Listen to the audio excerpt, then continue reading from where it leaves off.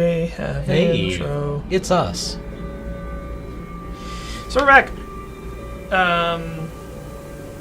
We have it's just a little high. Is it? Feels loud. I don't know what it is about this game that, like, I think the intro music is like super crazy loud. Well, anyways, yeah. So we're back with the end of Observer, which I don't know if it's gonna go super long. Interesting point of note: we both just rewatched Blade Runner: The Final Cut.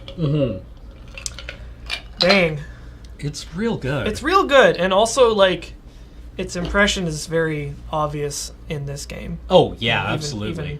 Even a lot of years later. Yeah, it's definitely a movie that is iconic and visually important for every film that came afterwards.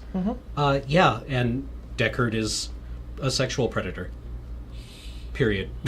Right? Like, yeah. I mean, it's not really made light of. No. It's just like, oh, he's the bad guy. Yeah. Yeah. How about that? So, yeah, I'm looking forward to seeing 2049 to see what they do with it. Yeah, I think we're seeing it on Saturday. I think there are plans to see it on Saturday. Okay, well, we'll see. Can you watch Blade Runner 2049 without having seen the original? I don't know. I don't know. I haven't seen 2049 yet. I have no idea. I'd imagine you would need to see 2040 or see the original to give a shit about seeing 2049. Yeah, but who knows? Anywho, yeah. Shall we go to game screen? Yeah, let's do it. Okay. So what has happened in Observer right now is that we are an observer who is a kind of policeman. Sort of. Working for the Chiron Corporation. You're kind of like a private investigator, or I suppose like an on-contract investigator. Yeah. You're a cybernetically augmented law person. Yeah. Whose skills include like brain infiltration. Yeah. A cyber cop, yeah. Yeah, cyber cop. But yeah, one of your signature ability as an observer is that you can jack into people's brains and relive their memories. Which is being utilized in this game to great effect. We've gone through a lot of different people's experiences, and they have been rendered in a variety of different interesting styles. Yeah. I think my favorite is probably still what's her face? Oh, Helena? Yeah, Helena's like nightmare. Yeah. Of just like the repetition of how hey babe, I'm home. Hey babe, I'm home. Slam. Hey babe, I'm home. Slam. There's you go through her memories, and it just turns into all these corridors of like laundry machines and like pipes literally vomiting out laundry. Yeah. And just stuff piling up, and this like refrain of her boyfriend just saying, "Hey baby, I'm home," and the door slamming over and over and over again until like she has this breakdown and follows the cyber snake. Yeah. A figurative cyber snake. Anyway, what has happened in the game so far is that we have been directed to investigate an apartment building by somebody who was our son, or who claimed to be our son. And when we arrived at the place that he told us to look at, we found a dead body that had been decapitated. Yeah, and which had a space magic thing that prevented it from being identified. And so we have been on kind of a tear and reckless in our investigation because we are concerned that our son is dead. Yep. And then we found out our son is dead. Except not really. Yeah. So spoilers, the conceit that we've been following this trail of bodies, and what it's led up to is that our son was working for Chiron and developing research that would enable you to upload your consciousness to the cloud. And I think he was squeezed out and had to use Helena to retrieve the information. And so it turned into this big like espionage thing of him like retrieving what he'd worked on to finish it. Actually, yes, our son is biologically dead, but he is very much alive in the his body is dead. Oh, super dead. But yeah, mega dead, super dead. Like hella dead. Yeah. Like yeah. So we're now we've been reintroduced to our son, or his consciousness uploaded who's talking to us and asking our help because Chiron is after him with a virus. Yeah. And so he's directed us to the origin of the signal that's trying to delete They've him. already sent a transgenic assassin after all of his contacts, Yeah. who actually did succeed in killing him. Yep. The Wolfman. Yeah, the The Wolfman. Wolfman cometh. Yeah. So yeah, we're now going to the adjoining building to try and shut down the signal. So Let's go. Let us continue. Also, our voice is Rutger Hauer, yeah, in case there was any confusion. about what they were trying to go for. Yeah. Yeah, we unwisely jacked into our son's decapitated head, and he had automated defenses. Which is weird. Yeah, which very nearly killed us. Yeah, that was weird. Probably nothing to worry about. Yeah, also our face is Rutger Hauer. So here we are in Sanctuary. Yeah, which was like a VR parlor. Yeah, a Varler.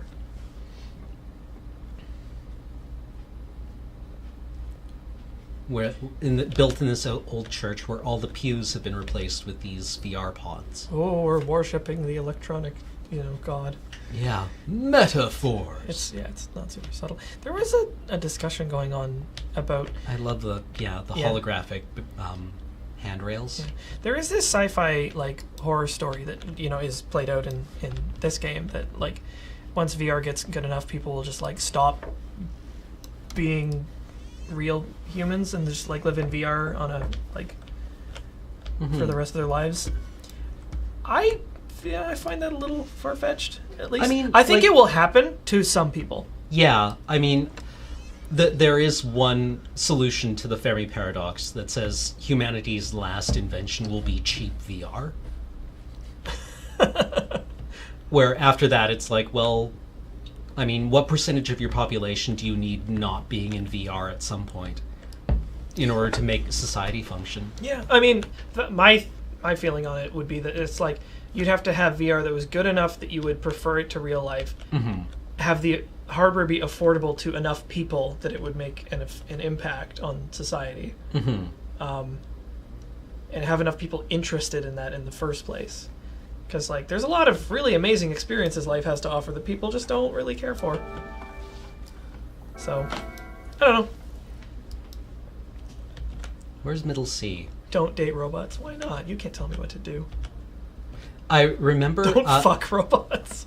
Pipe organs are not pianos. Very important distinction.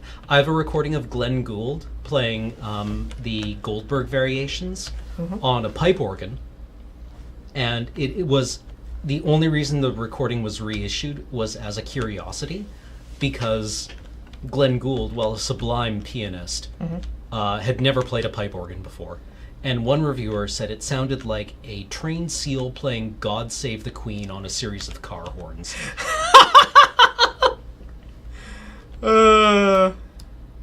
That's funny. There is no middle C on this. This is weird. That I is don't know weird. if this is a thing. I don't know. Also, I play a shit ton of Minecraft and have done for a long time, but I do go outside and do other things most of the rest of the time. Mm-hmm. So, I mean, it's been a while since we got some of those stories about people just parking themselves in front of WoW forever. Yeah. Okay, I guess we're dropping frames. Are we?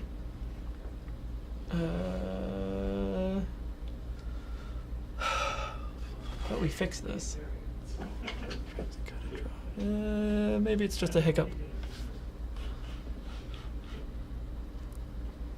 The most engaged discussion we get with chat. I think you are meant to go upstairs, though. Let me go make sure that nobody's uploading anything. Hey.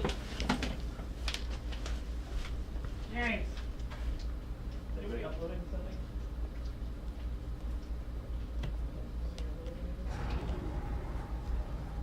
Ian! I thought we fixed the upload thing.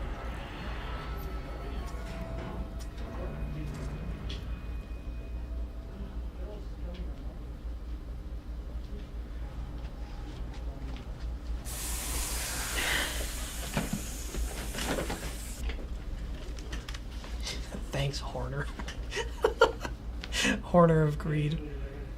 So, this location, another one in stark contrast to where we started, just like... This also feels like a church I've been in. Oh, yeah? Very kind of like... You can smell this, can't you? This feels like an evangelical. Mm. I like the little, like, poles holding the carpet down. Hello? Oh.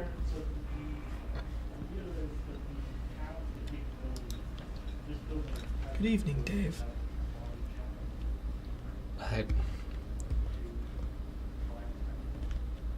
Hey, a lighting board. Yeah. Super prime time. Okay, I guess we can't do anything until the frames stop dropping. Aye.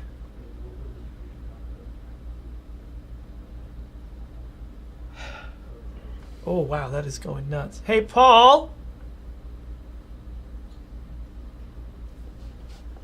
Yeah. I don't know if this is going to stabilize, but we were still having problems a second ago.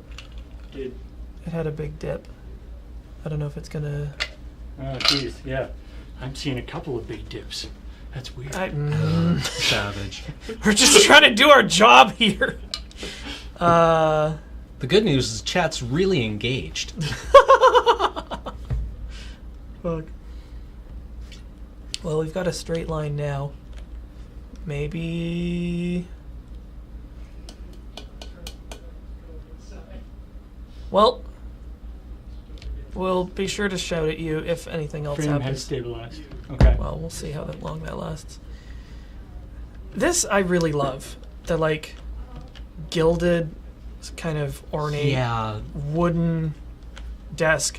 Like, just with all sorts of cyber shit bolted on aftermarket. Mm-hmm.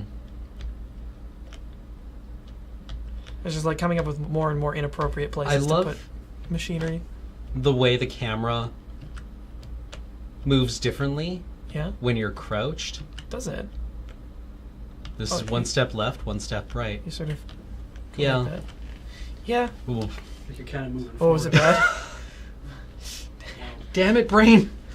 We're not doing that. It's okay. Gotta stick the landing.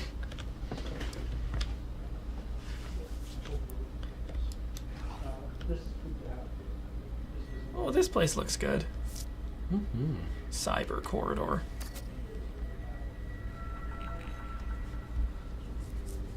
Oh, hi, Mr. Howard. No turning back now. That's fine.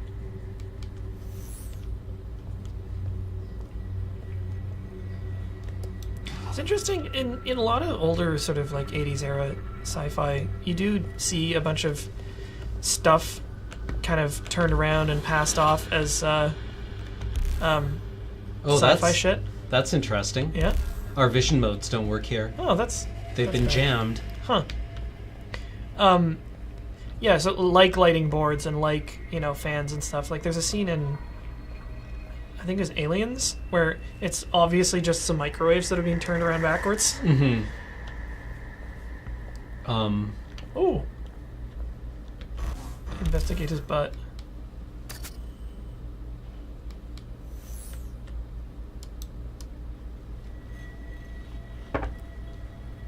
Oh. Oh shit, is that the phage? That's the phage. It really is the fucking phage. Okay. You've been exposed anyway. That's bad. Keep it together. Did he cut off his own arm? Yeah. Yikes.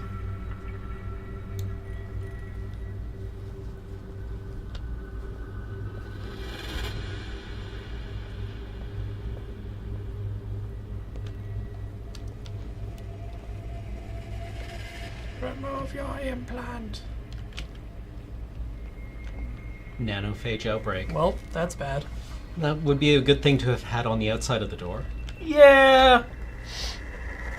Yeah. The nanophage is a electronic virus that attacks. I think it overrides or it makes the nanomachines go berserk. Yeah. It's kind of an interesting idea for I mean, I'm sure it's been explored before, but rather than like a biological illness, it's like electronic. Yeah, because like that would only affect people that are enhanced. in Ghost in the Shell standalone complex, they had cyberbrain sclerosis Jeez. and closed shell syndrome. Yeah. That's pretty big. I think I was on your left. Hello. What's going on here? Why are you people in capsules? They've locked us in. Those bastards. We're not even sick. Let us out. How do I open the capsules? I think there's a control room nearby. Just follow the light. I'll do what I can. If you can't help me, please. My son is still out there. Chip His Fox father die. has gone insane, delirious. I'm afraid he might do something to our boy. You can't let that happen. If I can find him, I'll get him out. Thank you. You've always been such a good boy. Wait, what? What? What did you say? That's weird. This capsule always tells the truth. This capsule tells only lies. So this is kind of cool because these are actually the CRTs rear turned of backwards. CRTs. Yeah. But we've This been is seeing the front of them elsewhere. Yeah. I used to do theater production a lot, and these sort of like behind the scenes areas are always very compelling to me. Whose clothes? Ron's clothes. Bad noises. Bad noises that way. So let's go the other way. Yeah. I think we may have missed the guy, there's one of the doors is somebody who's, what are they called? An immaculate? It's like these people who have completely rejected any type of augmentation. Like, not even basics. Oh! Ouch.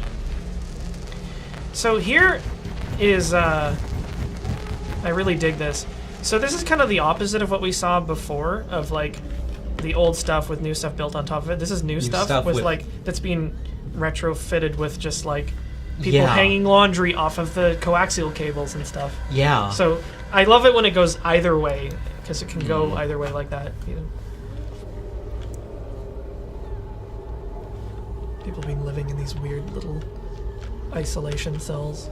I had this idea for a science fiction world where it was a planet that had been terraformed by like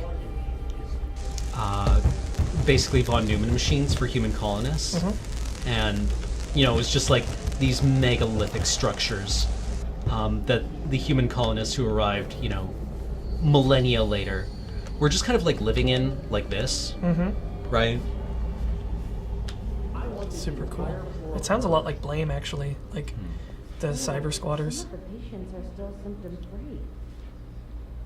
For now. I like the iron post bed in this like bottom lit sci-fi octagon. Yeah. With the tiny little screen. It's very alien. Yeah. The like teeny little monitor. 2001. Still got to see that movie. Never seen 2001? I've not. Really? Oh. I have a really shameful admission. I started watching it one time and fell asleep. Oh, okay. I think I was very tired. And probably in my teenage years. I don't think we ever actually got out of that pod. It's possible. I don't remember. Watching you.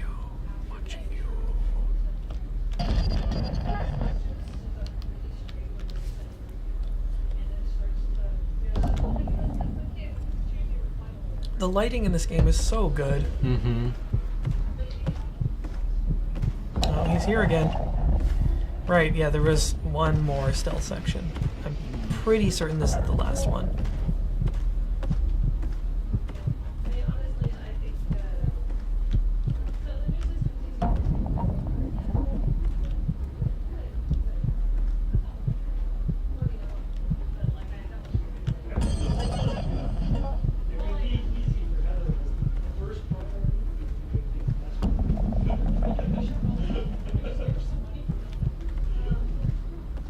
I know 2001 had a follow-up film.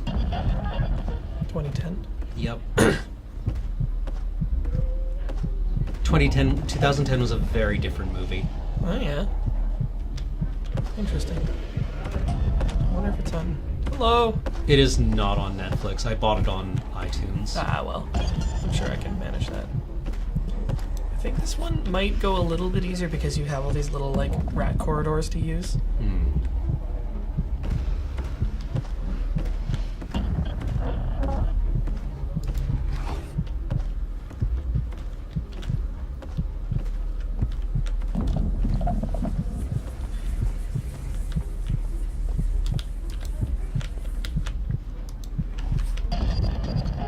Yeah, for as egregious the cell sections are, I do really love the sound design.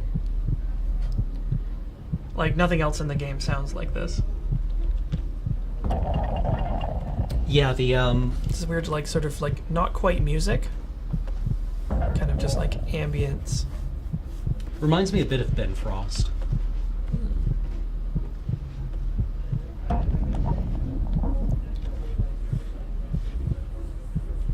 Wall. I don't need that in my vision right now.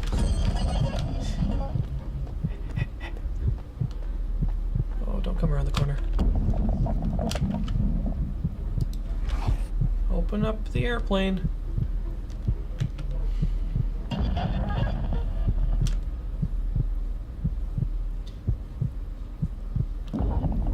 See, the kind of sci-fi stories I want to tell are like maintenance drones that just spend the entire time inside these corridors doing like little jobs. Yeah.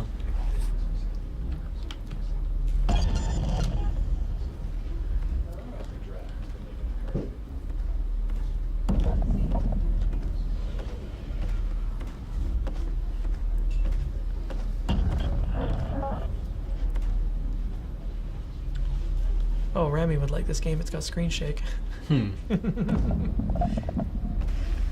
If you were to watch Blade Runner for the first time, which cut should I watch? I mean, I quite liked the final cut. Yeah. Because it's the director's cut with... I couldn't tell many of the differences. Yeah, a lot of the differences were in the violence. Okay. Whenever there's a fight, it's much gorier. Okay. Yeah, the final cut is probably the one. Like, just don't watch the theatrical release with the fucking voiceover, because it's atrocious. And the yeah, final cut is director's cut with like 3 seconds of footage added here and there.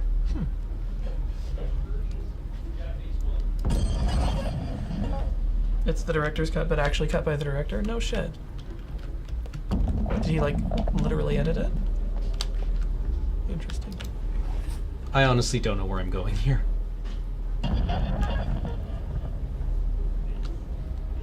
Am I back at the beginning? I don't know. I would just keep pushing forward. On your left? Through there? Oh, fuck! I think he went down a different corridor.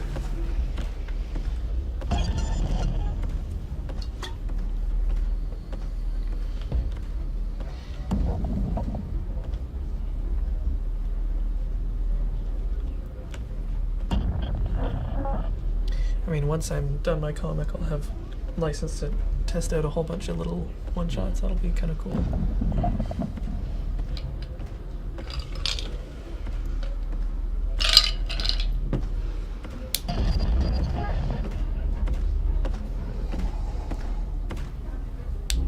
He's coming.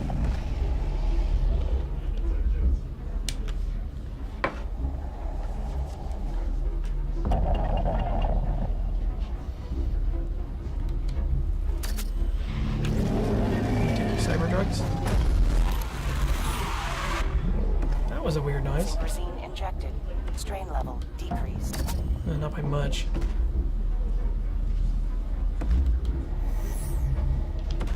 I think Cam is drinking melting ice at the Yep. moment.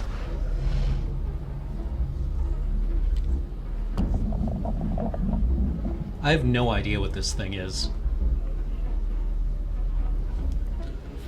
I think it's... It may be... I'm trying to remember if it gets implied at the end or outright stated. So through to the right, I think.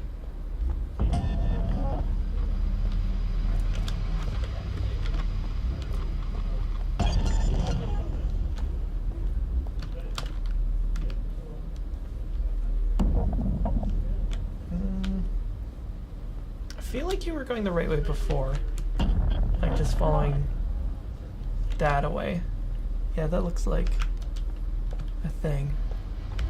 There's also just a bunch of gore here. I wouldn't worry about that. Don't you fuss here.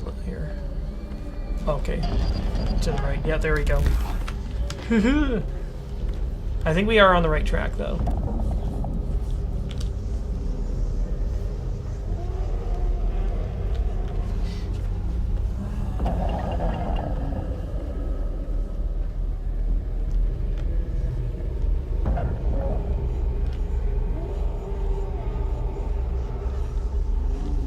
I think that way. Right? I think it's right. If I'm incorrect, I apologize.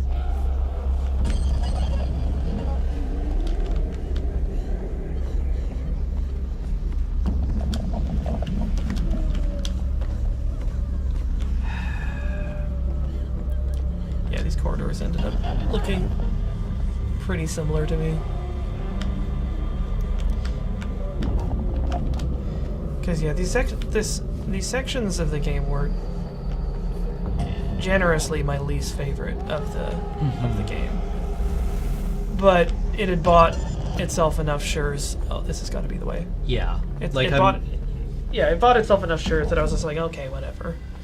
And I didn't like tilt on it. Whereas weaker horror games, when they throw stuff that like this at me, I'm just like, go fuck yourself. Yeah. Yeah. This, like, if this game wasn't exceptional, Yeah. I think I would have been like, We're done. Hey, this looks familiar. yeah, this looks like our son's office. Oh, right. It's a dank looking office. What's that?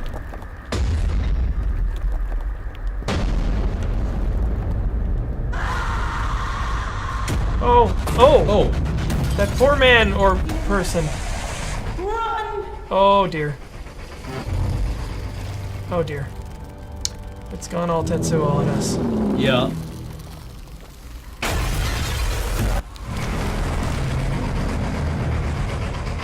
Wait, what?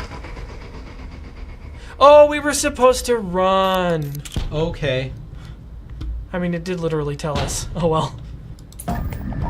We were paralyzed by frigate.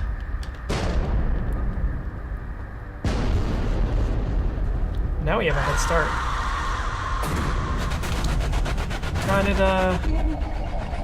Run! I mean, there's another movie whose impact has been felt even today. If you haven't seen Akira, it's very, very good. Yeah. The comics also excellent. I mean, I think the comics probably better, but the movie is really something special because it combines like this incredible animation with a very unique soundtrack.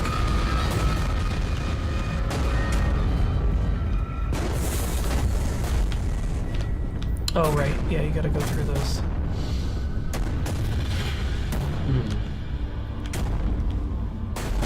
Yeah, the wires. There's a bunch of them to unplug. There we are.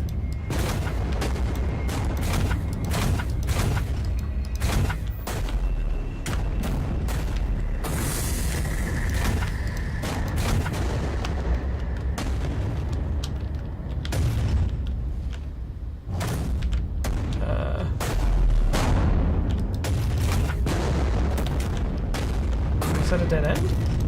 Yep.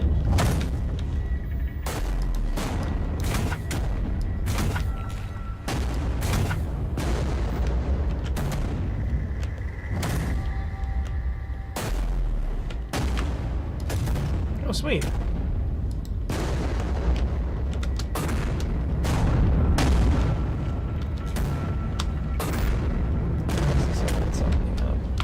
Because I thought... Oh, maybe that's just for the collectible. Can you open this? Oh, we can slide that. There we go.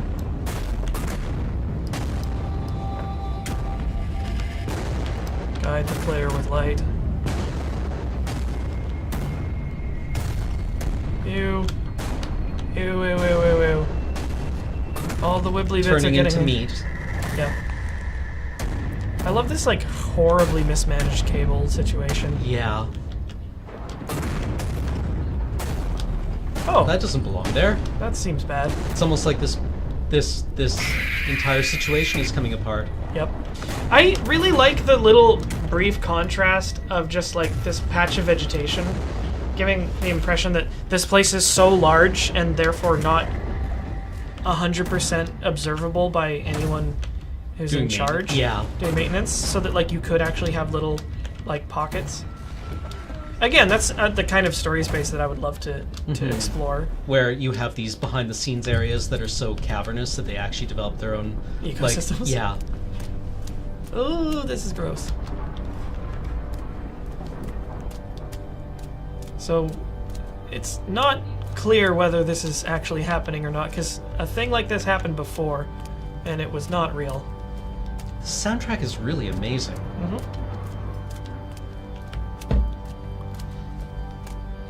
Oh, this is so grody. You have this sort of parallel of like an enhanced human becoming like this. Yeah, racing Building. through a building that's becoming biological. Yeah. Whereas the person is becoming synthetic. Oh, Oh. nut! Cyber nut! Oh yeah. Must go faster, must go faster. Oh boy, it's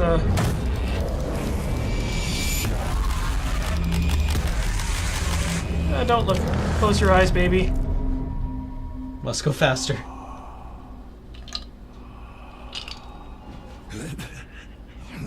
Oh, this is.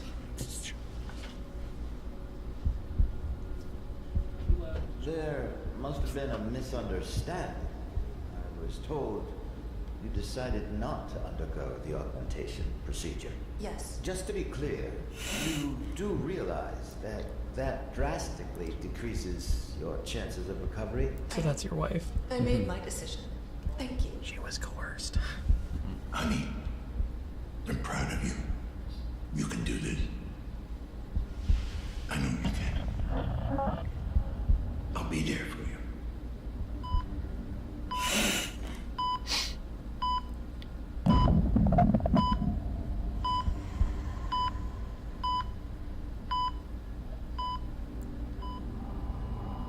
You owe me this much. Promise me you'll take care of him. Whatever it takes.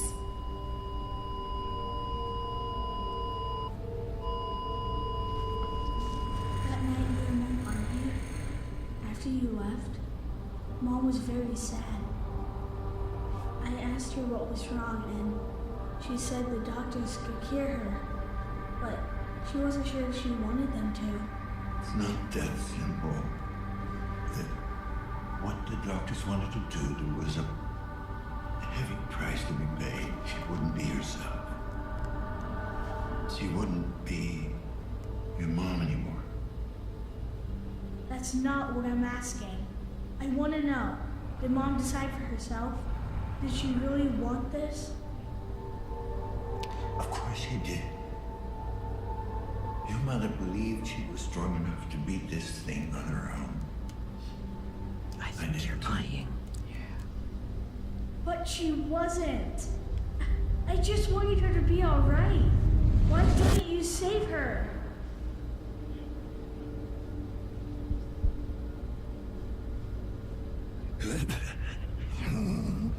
It should have been you.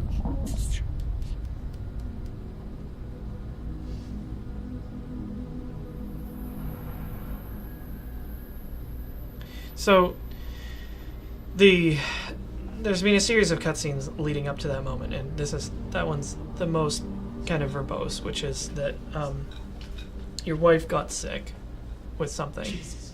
Um, Barely anything left of him. Can he hear us? They were offering to cybernetically enhance her, which would have fixed it.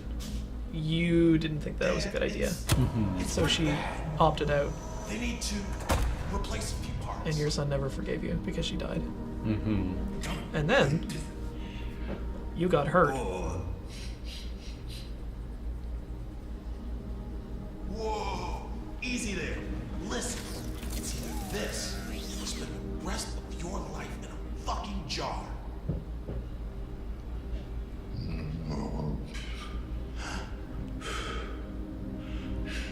of your kid. Who's gonna take care of it? What is it, Dad? Whatever it takes. 30 cc's of cortisone stat. I need any non-medical staff out. So you opted They're gonna fix you up real good. to be enhanced when you got hurt, which I think further cemented your son's hatred of you, because now you're a hypocrite. Yeah. At least he feels so.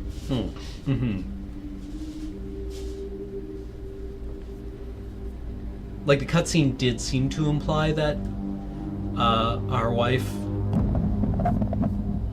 was a believer too. I thought I was right. But you certainly didn't. Yeah. Stood on principle when it was her life on the line. Well, yeah. But when it comes to saving yourself, you're pragmatic all of a sudden? I had to take care of you. I made a promise to her. No, you don't get to use her as an excuse. Not after what happened. Oh! What did you want me to do? Ah, the shambling beast of flesh and machine That's is what you. made her do. Every time I look at you, I see this monster that killed my mom. It was you all along. We made it.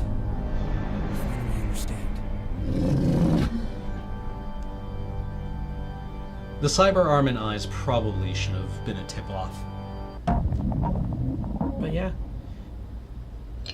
So, I think the implication there also is that you or someone with your job was hunting down Helena. Mm-hmm.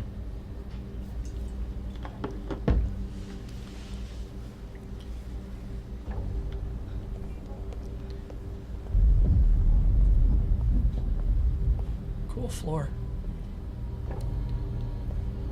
Yeah.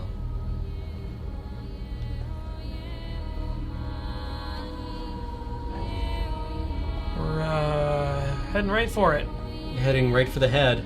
That's good.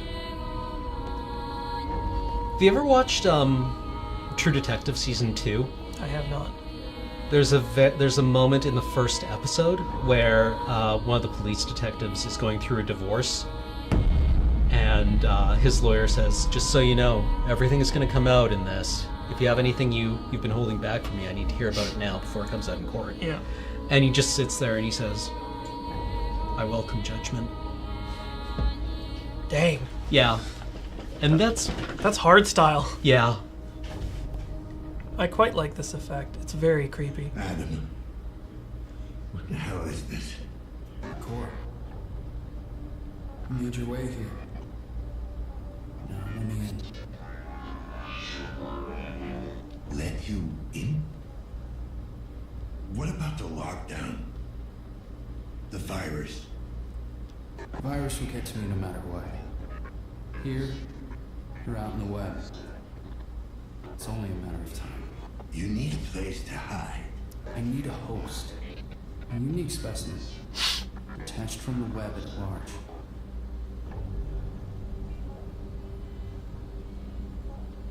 A host? I guess that's supposed to be me. Yes. The observer's mind is isolated. Detached from the grid. It's the only place where I can hide. A fortress that the virus won't be able to penetrate. Let's say I let you in. Then what? Oh, it's amazing. Our minds will merge. Merge? Yeah. It might sound weird, but our minds kind of hook up. We plug into each other. Sorry, you lost me. You are losing it. Your sanity's hanging by a thread, Dad. But I can help you regain control of your senses. We can help each other.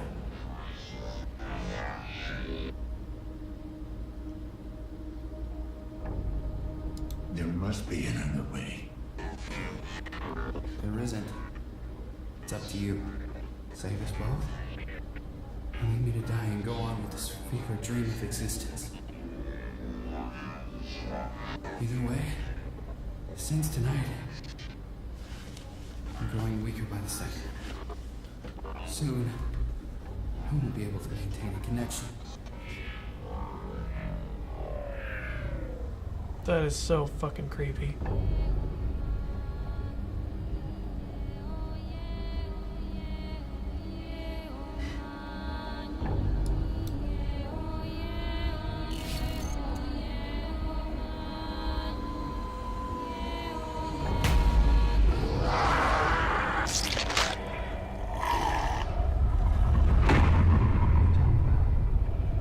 You've taken your first steps towards embracing your true nature. Towards becoming who you are. There's still more to do. Apartment 104. Make it quick. Well, that's fucked up.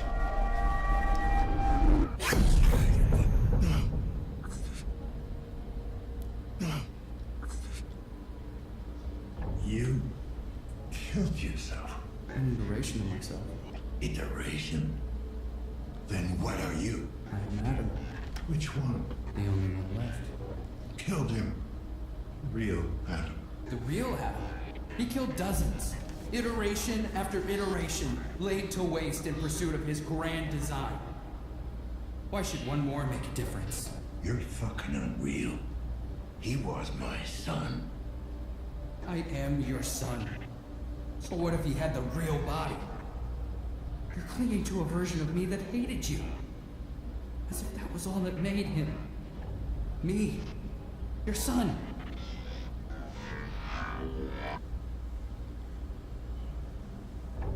Why? Why did you kill him? I had no choice. The virus. Adam said it was. He figured out how dangerous you are. Maybe. Or maybe he realized he had succeeded. He created the superior version of himself. And it terrified him. So what the hell makes you better? He was driven by hatred. Obsessed with the idea of not becoming you. He never came to understand. But I did. Just help me out, man. You're losing me. We're all freaks of nurture, Dad. Your choices, your mistakes. Freaks of nurture is actually a pretty good turn of they were phrase. all It is. unavoidable. It's very subtle. You can't blame us for what we are. The splicer was breathing down my neck. You sent him. Appreciate it. He was never supposed to go after you. But the drugs and the paranoia took over. After that, he went full on feral. The mind is not a toy. Ironic, coming from an observer.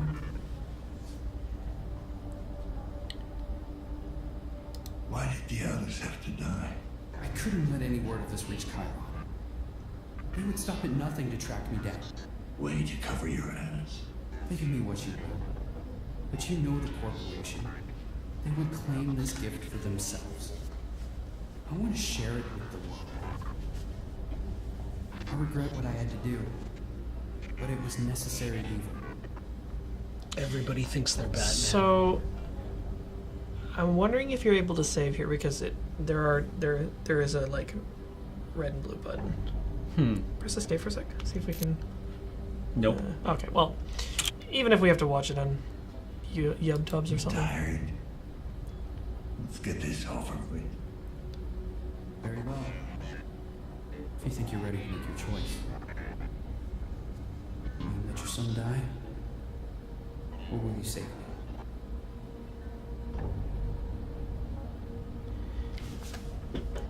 Which button you want to push? Okay, well, let's talk about this. Yeah, this is it's pretty hella. Okay, so what is Adam actually offering us here? Well, I mean, the most that he's giving you. Well, okay, he's offering to say like for you to save him, which is what you wanted to do from the beginning. Right. But it's not quite like yeah. It's ambiguous. Well, whether or not that's something that you would want to save in the first place. He's also offering you the ability to get on top of your like fucked up brain problems. Yeah. So what he's offering here is the ability to decouple your mind from your body. Yeah. And to share that with everyone. Yeah. Right. And to do that, he needs You. Yeah, because you are isolated. You're an island that's immune to the virus. Yeah. That's being sent after him by the company. Yeah. So the virus is almost on him. Yeah. So, that it's your typical kind of, there's no time in, you're kind of being railroaded into making this decision, and it's it is kind of ambiguous, actually. Because it's a little better, I think, than your typical just will you be Cyber Satan or Cyber Jesus. Cyber Jesus. It's just kind of well, I mean, I guess after a fashion you could be my son, but also not. Yeah, I don't know what my son is anymore. You reconnected with him this morning. Mm-hmm. He is our son. Actually, in 2010, the film version, there is a great conversation that the main character has with David Bowman, who was the astronaut and the protagonist from the first film, who appears to him unchanged after 9 years. Oh. In a place that he could not be in. And he says, Are you David Bowman? He's like, I don't know. I have David Bowman's memories. Right? That's wild. I remember who David Bowman was. I remember being David Bowman. That's really creepy. Right? Also, in the chat, it's you did promise your wife you'd protect him. Yeah. Whatever it takes. Yeah. It's honey, the real I mean, Adam is dead because new Adam killed him. This is our chance for redemption, right? If our cybernetic augmentation offers us the chance to save our son, then that validates that, right? That makes it all good. This is actually a pretty interesting choice. Yeah. Even though it is comes down to a binary, it is actually kind of well, I don't know. Yeah, and is this our son, or is this our son's killer, or is it both? How far does this? It's this is also a whole lot to digest in really not enough time. Yeah. And you're just sort of oh fuck. Yeah, and that's presuming this even is him. Yeah. And not just not just an AI or a software that went rogue and is masquerading as him. There's that level of doubt that is sort of unspoken. Mm-hmm. So yeah, I mean, I went with reject Adam. I've never been a parent, but I can't imagine banishing my child to the shadow realm, right? Being nah, and just yeah. I don't think I could do that in this situation. Being nah, and then just watching them get devoured by viruses. Yeah. Being nah, my existence is really too good right now. Although right? I mean, we're probably gonna check both endings because I'm gonna tell him yes. All right. I can't believe there isn't a part of Adam left. He is part of you. That's true. I won't let you die. I make my promise, and I intend to keep my word. Thank you, Father. You.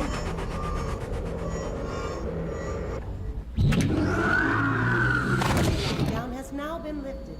Thank you for your cooperation. Hey, you. Look down. I know, Janet. It's been taken care of. Called your people. Should be here any minute. Oh, they're there. Thank you. I'll take over from here. You can get back to your post.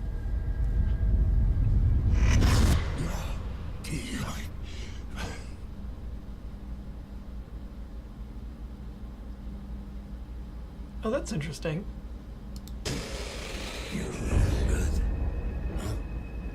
Yeah. Just a slight glitch. You'll take care of me. Little ones. Worse.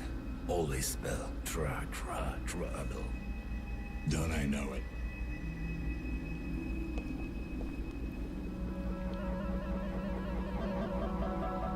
The sun will come up soon. We'll get to see it together again. No worries. We'll get used to this. We have all the time in the world.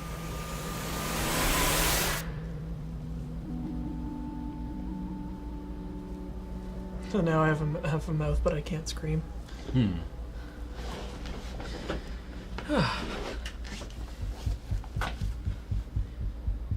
Well, that ending's way shorter than the alternative. Really? What's the alternative like? So the other ending, if you reject him, he insists and hijacks your body and puts you in the maintenance drone. Oh, really?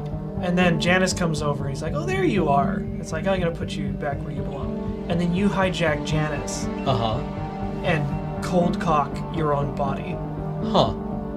And like the cops show up, shoot you, and you're not quite sure if you got the job done. As you like die. Or in Janice's body. Right. So we should probably watch it because it's a heck of a thing. I need this soundtrack, by the way.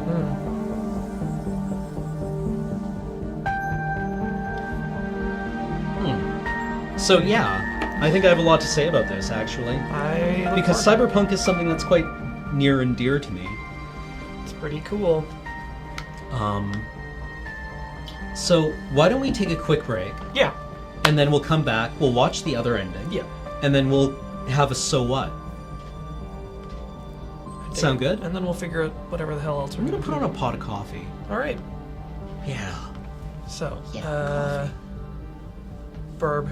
Yeah. Okay, we'll see you guys in like 5 minutes. Sound good? Sounds good. All right. Burb.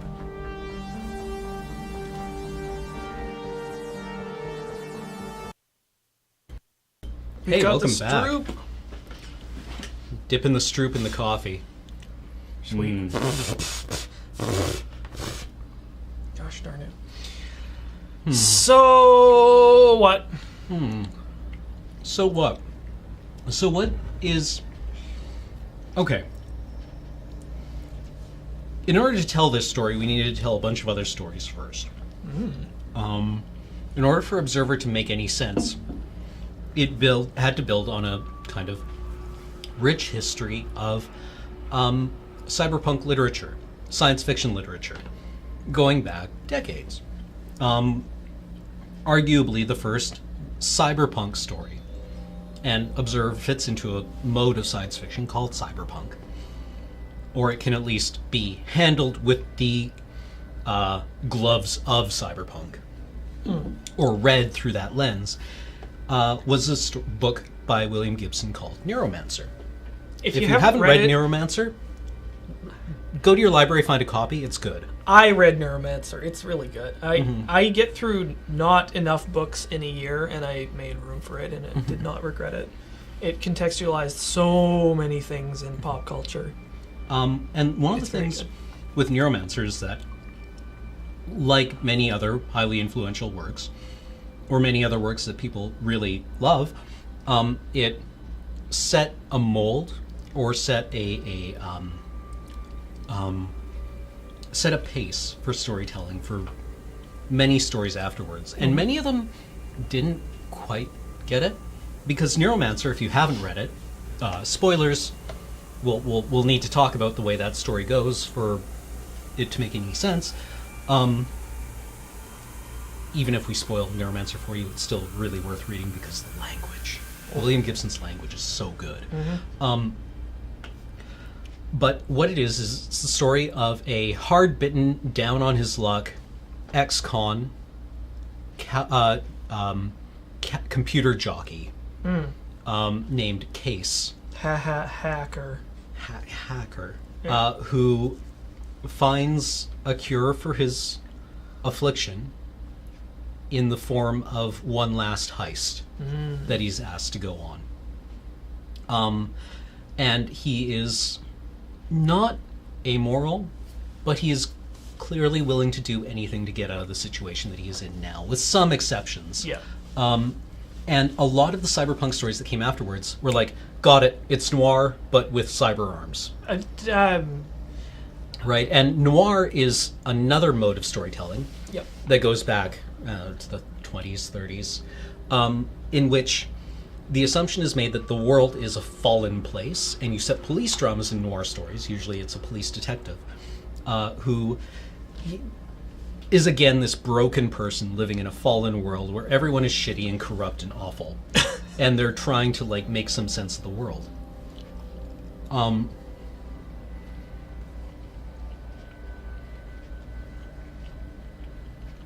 Stroop is really good, by the way. If you haven't had Stroop, get a Stroop. So, a lot of the cyberpunk novels, and cyberpunk is as much an aesthetic as it is a mode of storytelling, Yeah, I was or gonna at least say- it can be interpreted as an aesthetic, in which there is a lot of, well, stuff like the stuff we saw in this game, of kind of like an older world, an antique world. One of the enduring images in Neuromancer is they go to the Sprawl, BAMA, the Boston-Atlanta Metropolitan Axis, which is a megacity along the American East Coast that stretches from Boston to Atlanta. And they rent this one apartment where they're going to be working from for a while.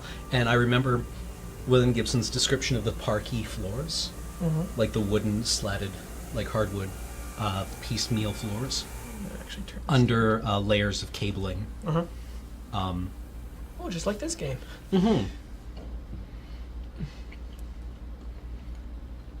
But a lot of, like, run down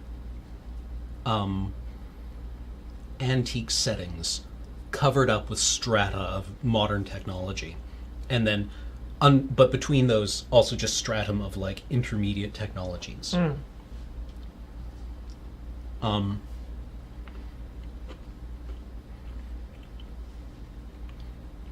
So that's the aesthetic of cyberpunk, is one in which kind of crude high technology is grafted onto humans, onto buildings, into cities, into our ways of life, right?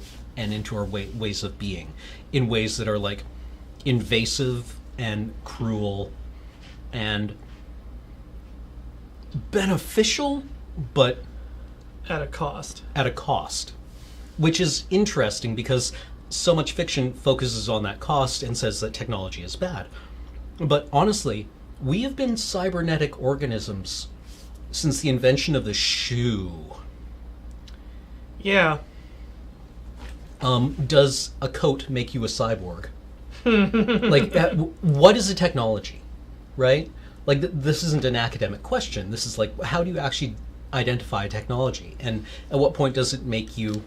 Oh, like, my thing is that humanity should have a motto or a tagline, and it's like, humanity, deeply integrated with our technology for 40,000 years. Yep. Yeah, I mean, it's like, it sounds like a simple enough thing. It's like, well, you don't need a coat to live. It's like, are you sure? Unless you want to go outside in, like, 40 below weather, in which case it's probably a good thing to have. Yeah, like, if you've never read Cormac McCarthy's The Road, it is a novella, basically, set in a post-apocalyptic setting where a man and a boy are wandering the streets of a ruined United States trying to get to the ocean. And at one point they get caught in a rainstorm. Oh, jeez. And both almost die because they aren't able to build a fire. It's so simple, though. You know, it's Yeah. just like the little things that you take for granted. You know, just like a lighter. Yeah. Or a book of matches. And I mean, like, a lot of kind of like post-apocalyptic sci-fi does sort of, you know, visit that as a theme, you know, like what happens when you lose, you know, all the creature comforts and, you know, you have to survive. And, you know, there's a thing that, this was actually used in Snowpiercer last night, where there's a character who has a book of matches and there are 3 left. And he uses the first, spoilers, it's not a big spoiler, but it's like he uses the first 2 to light the last 2 cigarettes in existence. The last one does something else. Okay.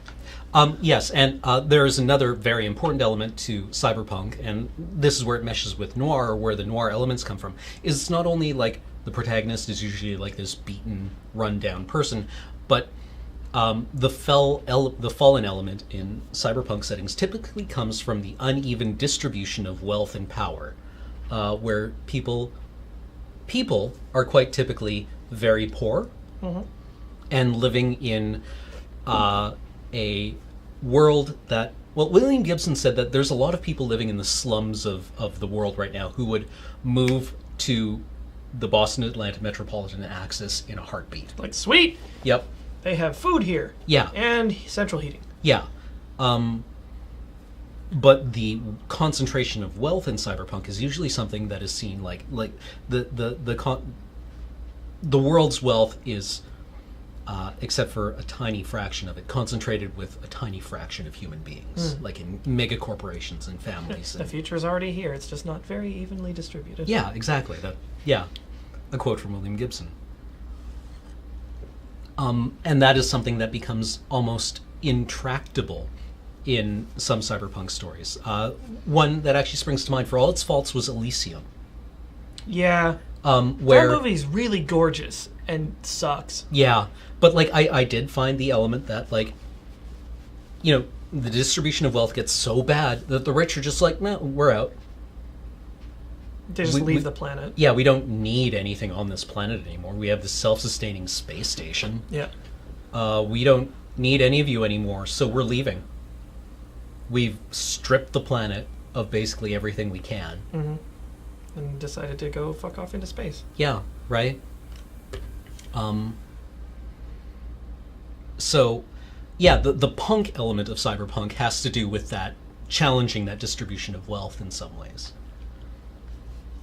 Usually, you know, thievery. Thievery, espionage, which are all, like, very sexy themes. Kind of, like, some of those are tied with... Well, I mean, like, crime is tied to noir. And then, I guess, like, things like espionage are maybe, like, a little more modern. Did espionage start getting really sexy during, like, the Cold War? I think it's probably always been surrounded by that mystique. Yeah, like, even the Second World War, you know, with, like... Yeah, but, like, I think the Russian accent's really kind of, like... But before that, it would have been a French accent, probably. At least for us filthy Anglos. So, yeah, where does that put Observer?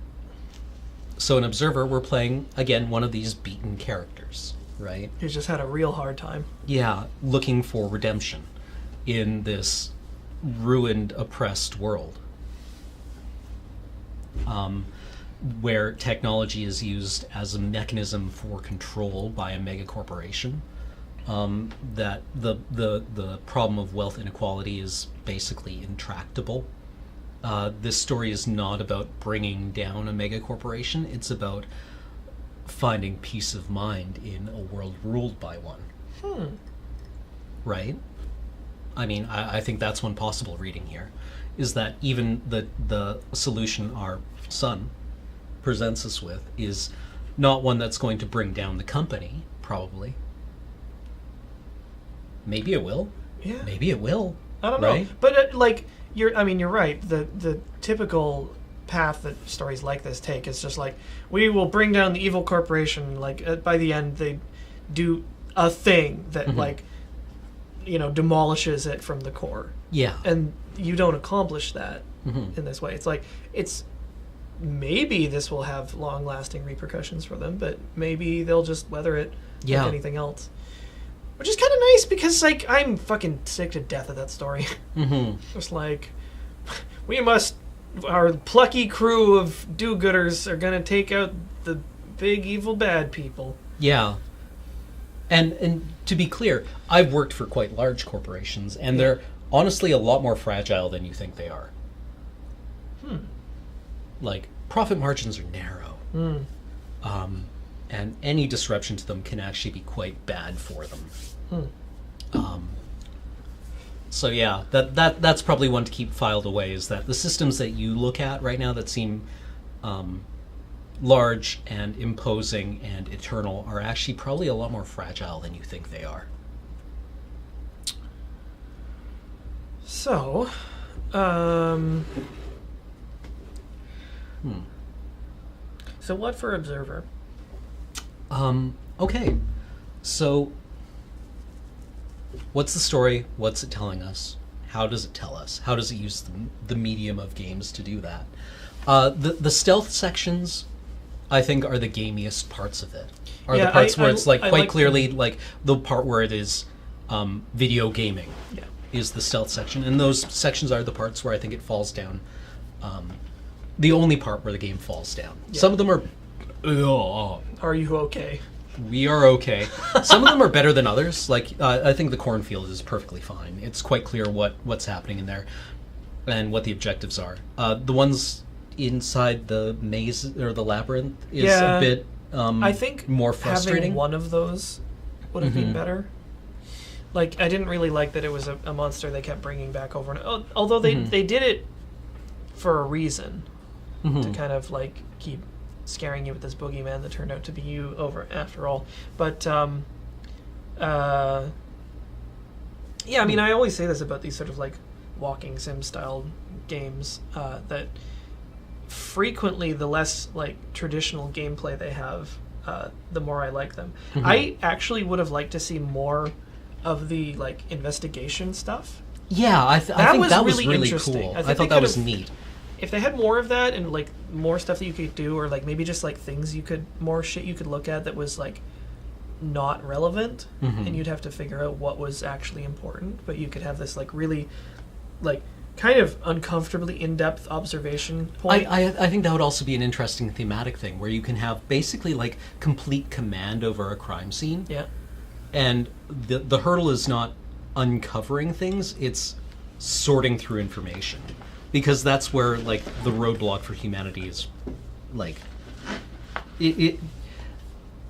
Lovecraft, for all his many failings, had a really interesting point in that it's that, you know, horror doesn't come from specifically perception, it comes from correlation. Like when the human mind correlates all the disparate things we've seen and makes sense of them, that's when you get scary things. But if they just like glance off the surface, then you're probably fine, right? So I don't know. I think that would be neat. Like if the bottleneck was not in your investigative ability, it was in your ability to interpretive ability? Yeah, interpretive ability. Yeah, see, that would be really interesting. I mean, the part of I think that what video games still kind of suffer from is like utilizing tools that have been developed for styles of games that don't necessarily mesh too well with narrative. You know, because like the FPS or like the first person perspective game, like it or not, is like it has its roots in Wolfenstein. And there's been a lot of advancements since then, but every once in a while, you know, through no real like fault of anybody, these games will often end up falling back on old, tired mechanisms that work perfectly fine for different types of games and are an impediment to the narrative in this kind of game. Yeah. So, yeah, like there's the expectation of gameplay, right? Yeah, I mean, like, first person has been around for a bit longer than, like, it was also in Ultima Underworld, as Nat Sen points out. And it is, honestly, the perspective that we as humans are most used to, right? But there is the the intimacy, I think, is really powerful, especially in what video game designers have been doing. Like I think the first time that I really encountered it was in a game called Dark Corners of the World, which was a Call of Cthulhu game. Where as you saw more and more disturbing stuff, the game would distort things more. Right? Oh. To model your fraying sanity. Whoa. Right. But yeah, it does it well here by turning you into like making your protagonist an unreliable narrator. Yeah, because you've been enhanced in such a way that so that your skills are enhancements of observation. Dark Corners of the Earth, that was it. Yeah, get turned against you, and you start having these like vivid hallucinations that are just like rogue data or just like the breakdown of you know software and your own mind. It's just like, oh, is this my, circuitry going haywire, or am I, what part is, oh no! Yeah, well, I mean, like, you are an observer. The game is called Observer, but what if your powers of observation are not actually reliable? Right? Well, I'd say that would be a problem. Yeah.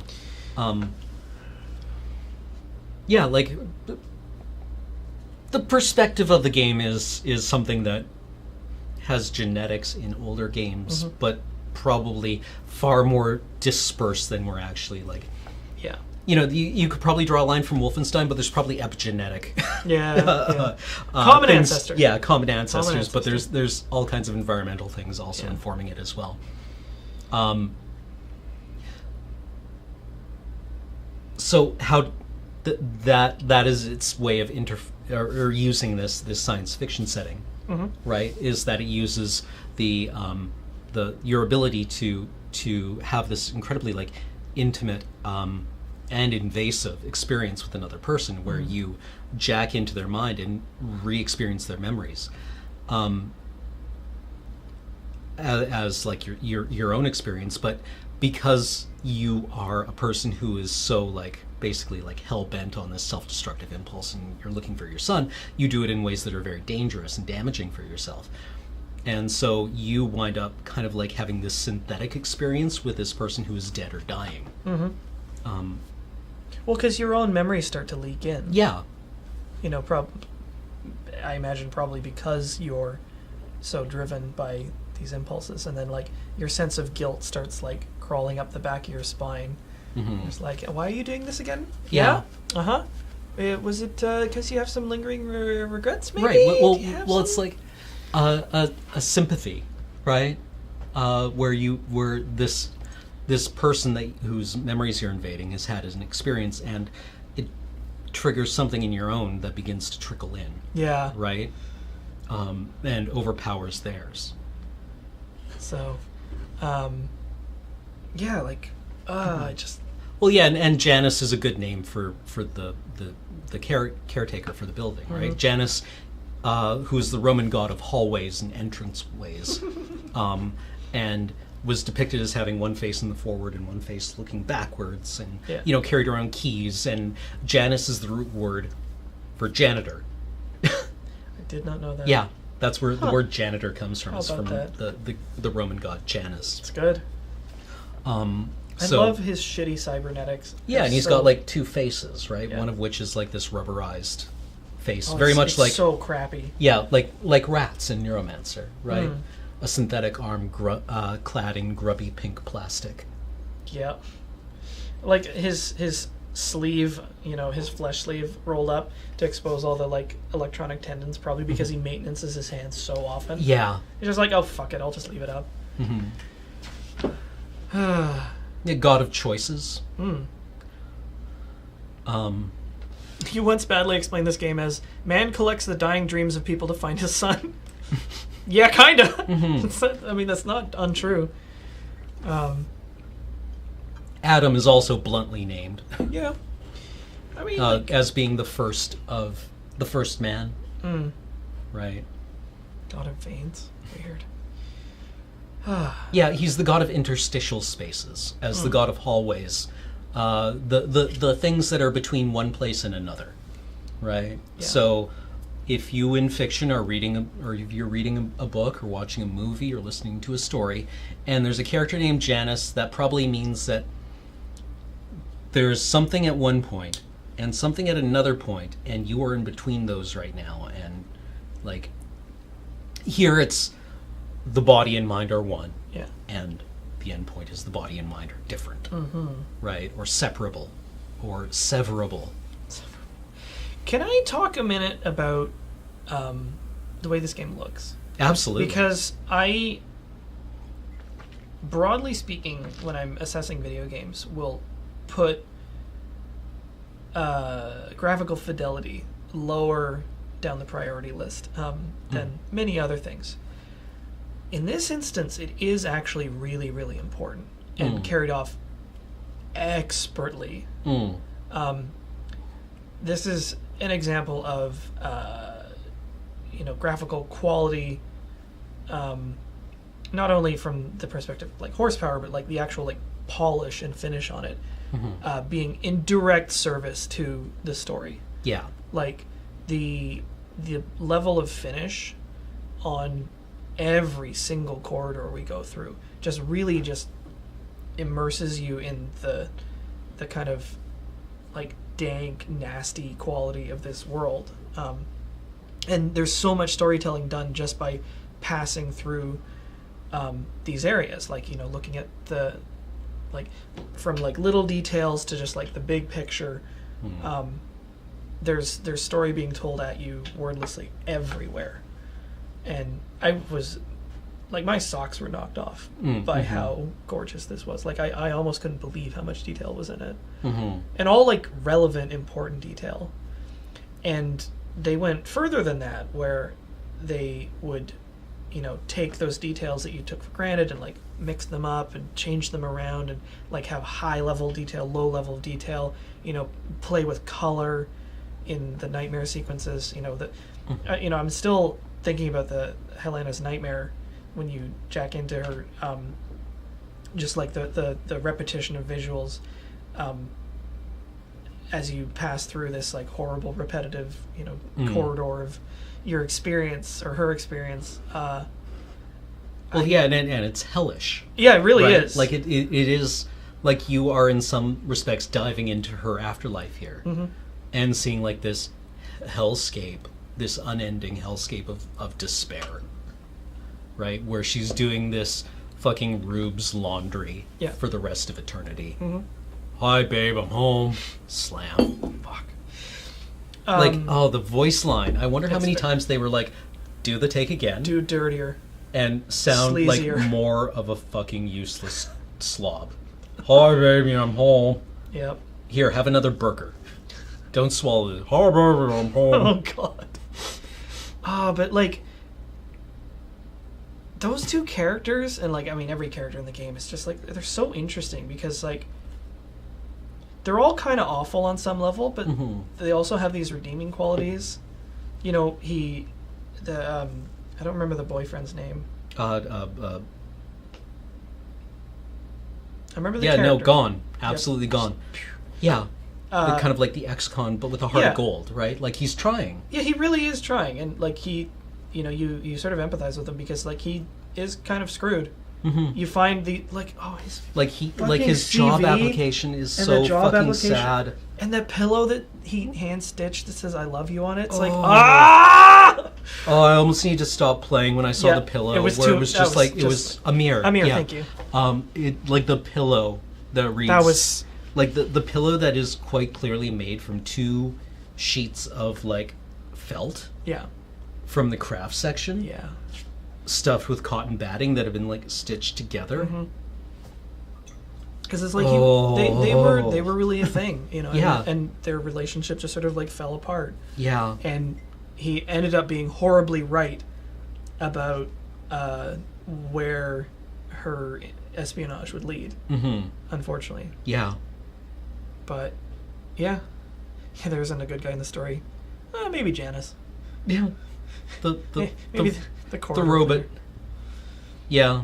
It's just like it's always nice to see like human characters like fully rendered out like people.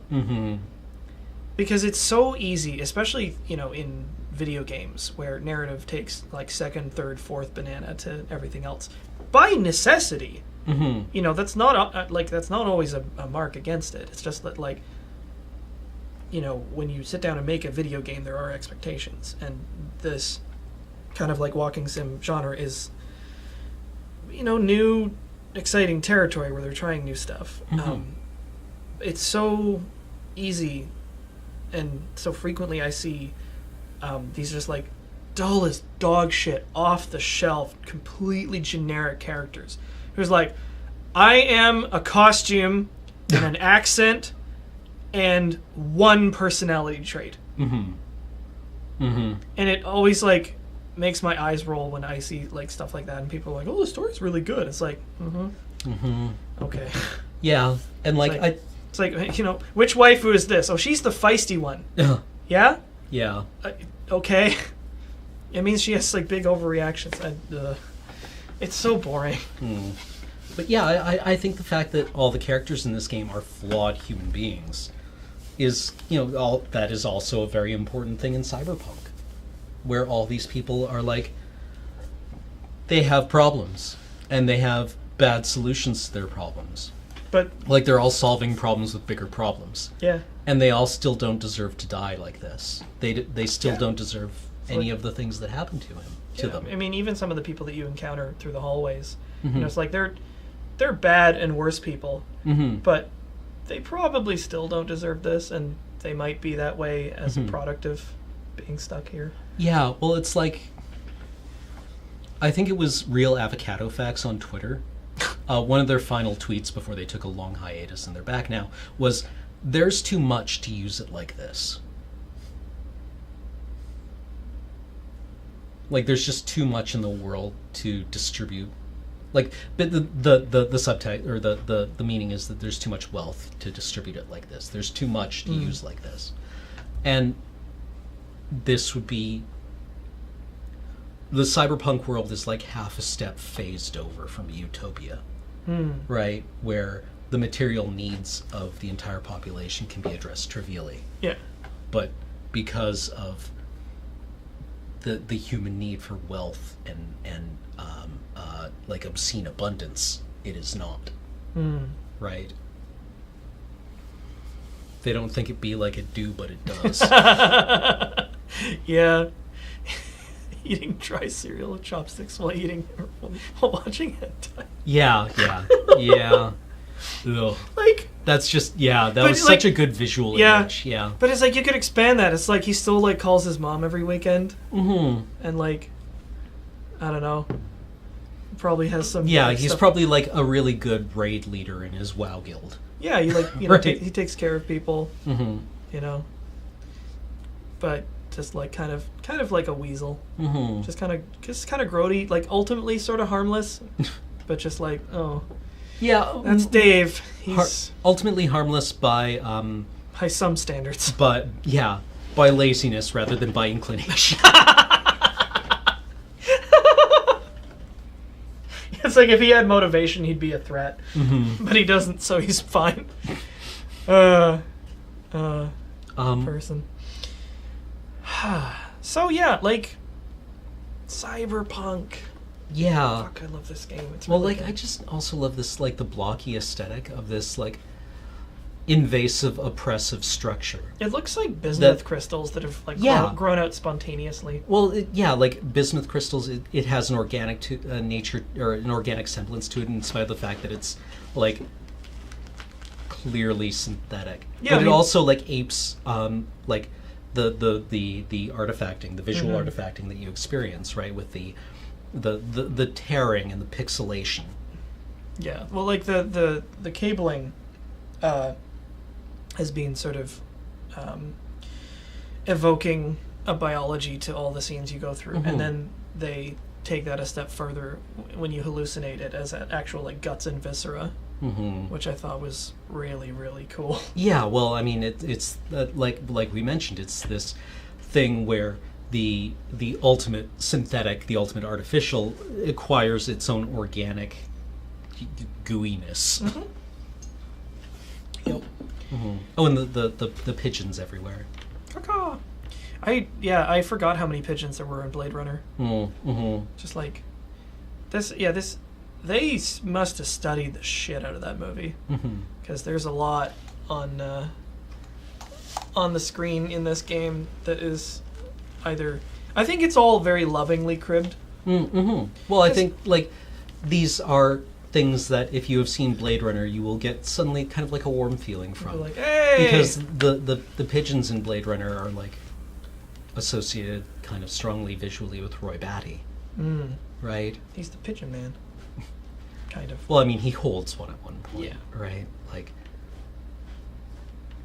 they're living things, though, in this world. Yeah. Right? There is kind of the implication here that a little life, you can feed a little life on the dry tubers of this world. Yeah, well, I mean, you see a bunch of little things, like that patch of green that we saw crawling through there. I thought that was really great. Yeah.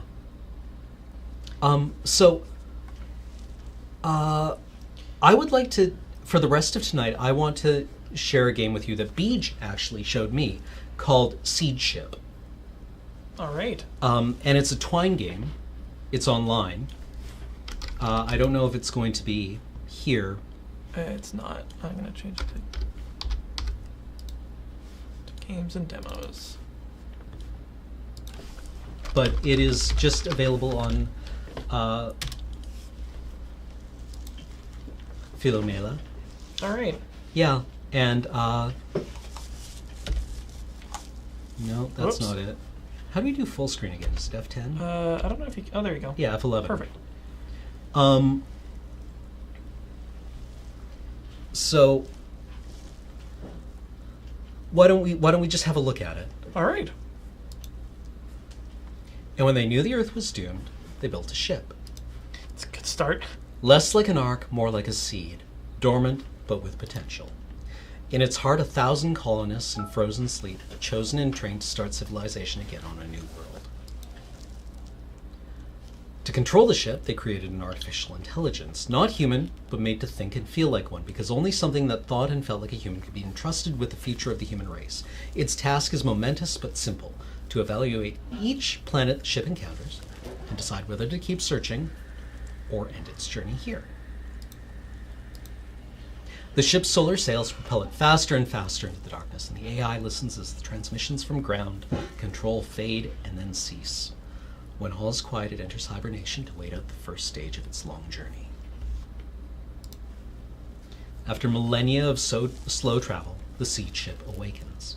Hoping against hope, it trains its receiver on the direction of Earth's sun, but it is as silent as any of the other myriad dead stars.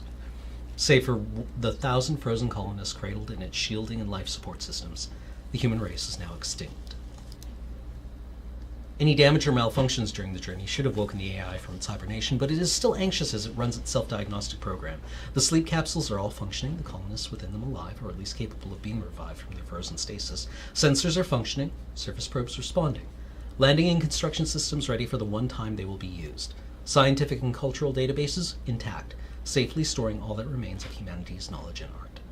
So, this is a sci-fi. I hesitate to call it a trope, but it's a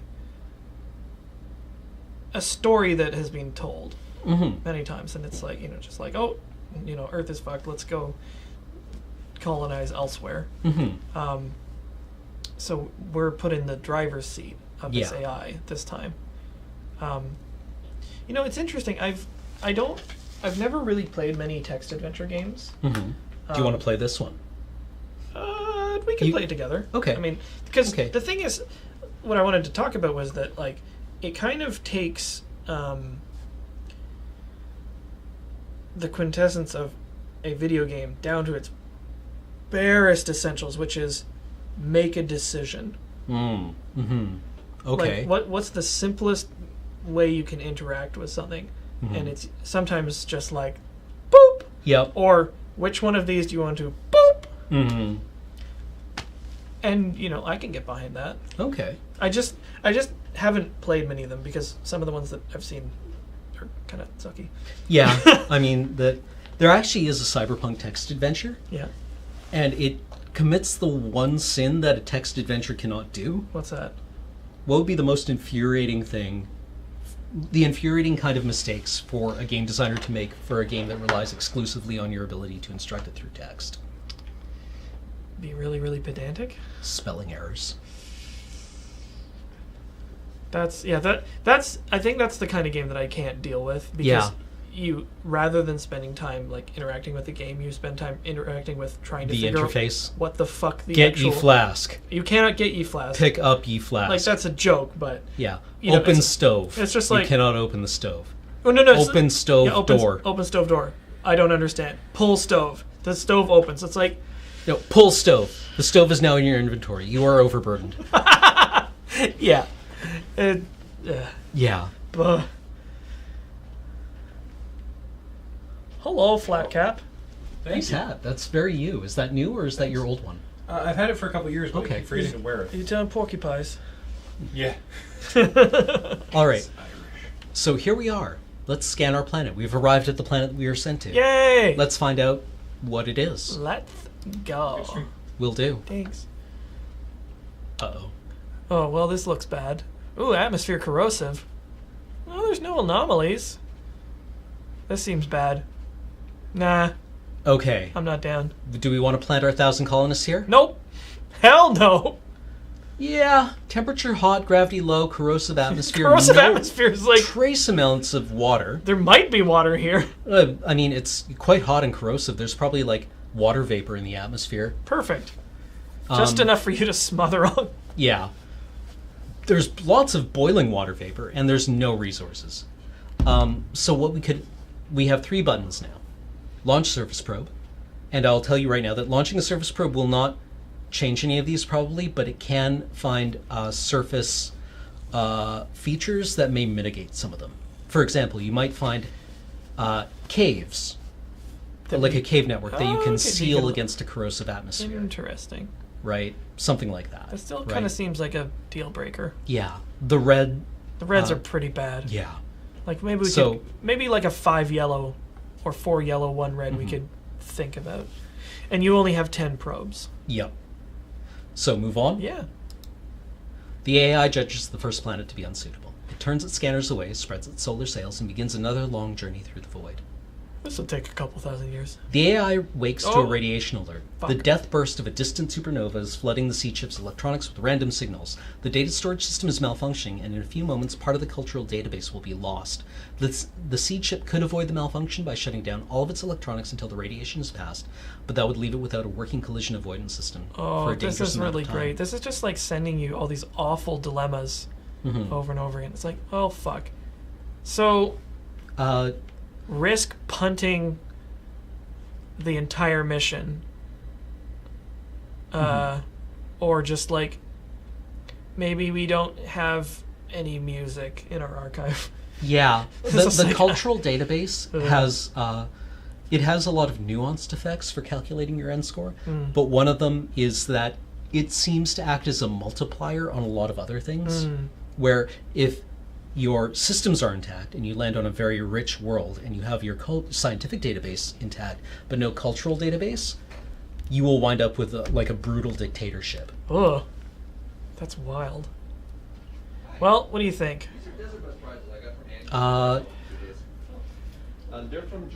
Basically, I think what the choice is here is like you can either take damage to the cultural database or ship. Roll the dice and have something else hit if it encounters something. Ooh, that's It's not guaranteed we'll hit anything, it's just we won't be able to detect something coming.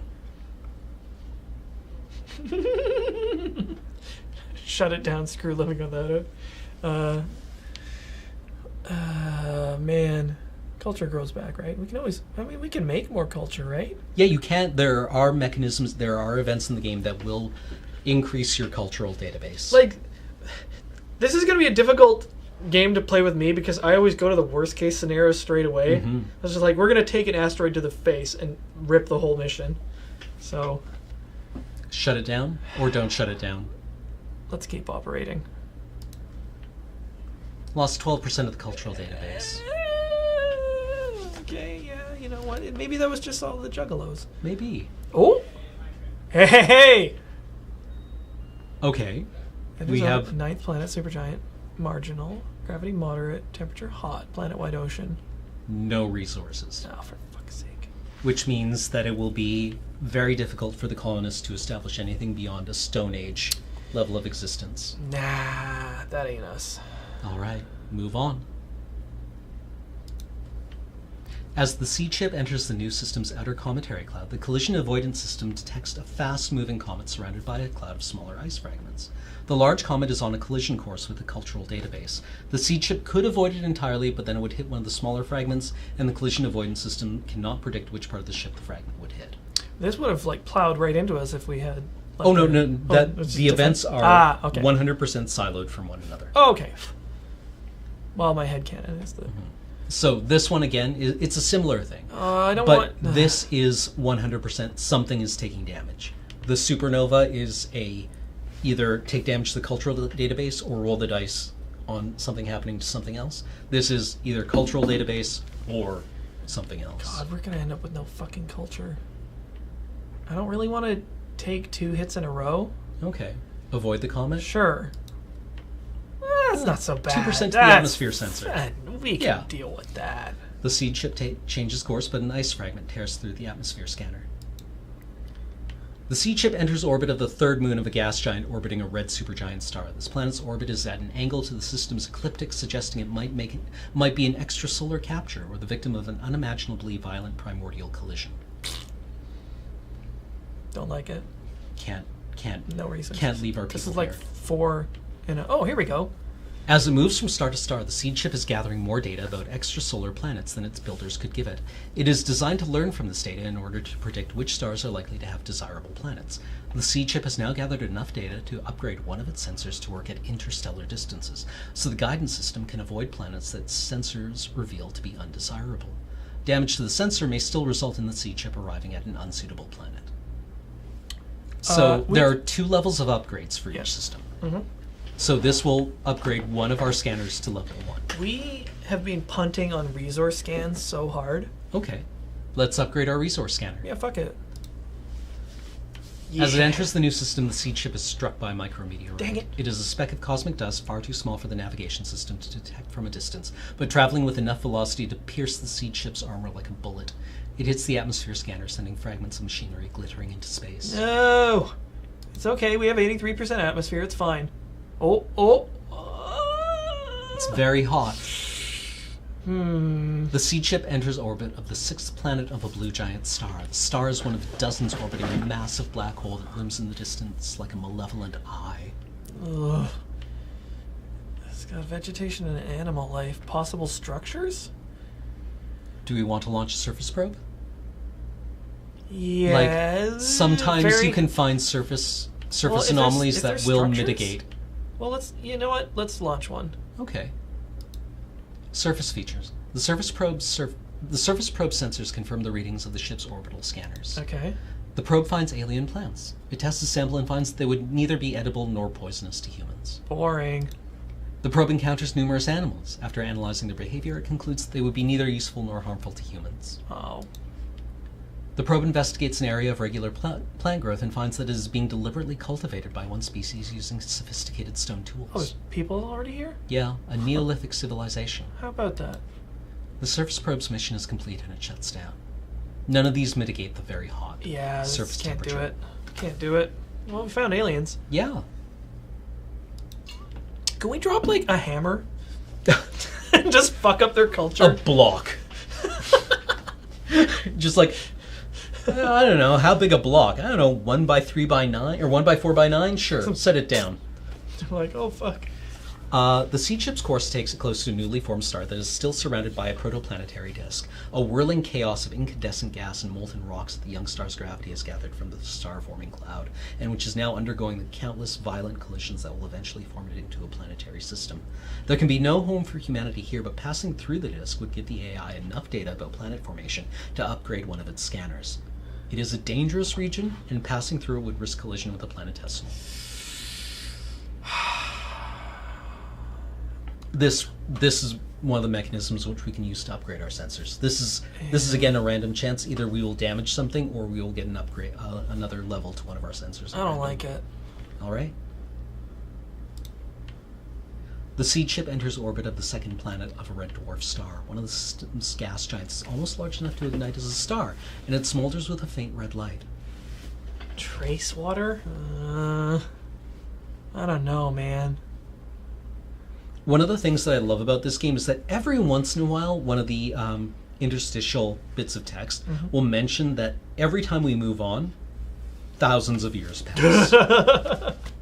And I love the concept of deep time in science fiction as being a thing that without humans around to perceive the passage of time, it doesn't matter a tinker's damn how long has elapsed. Yeah. Right?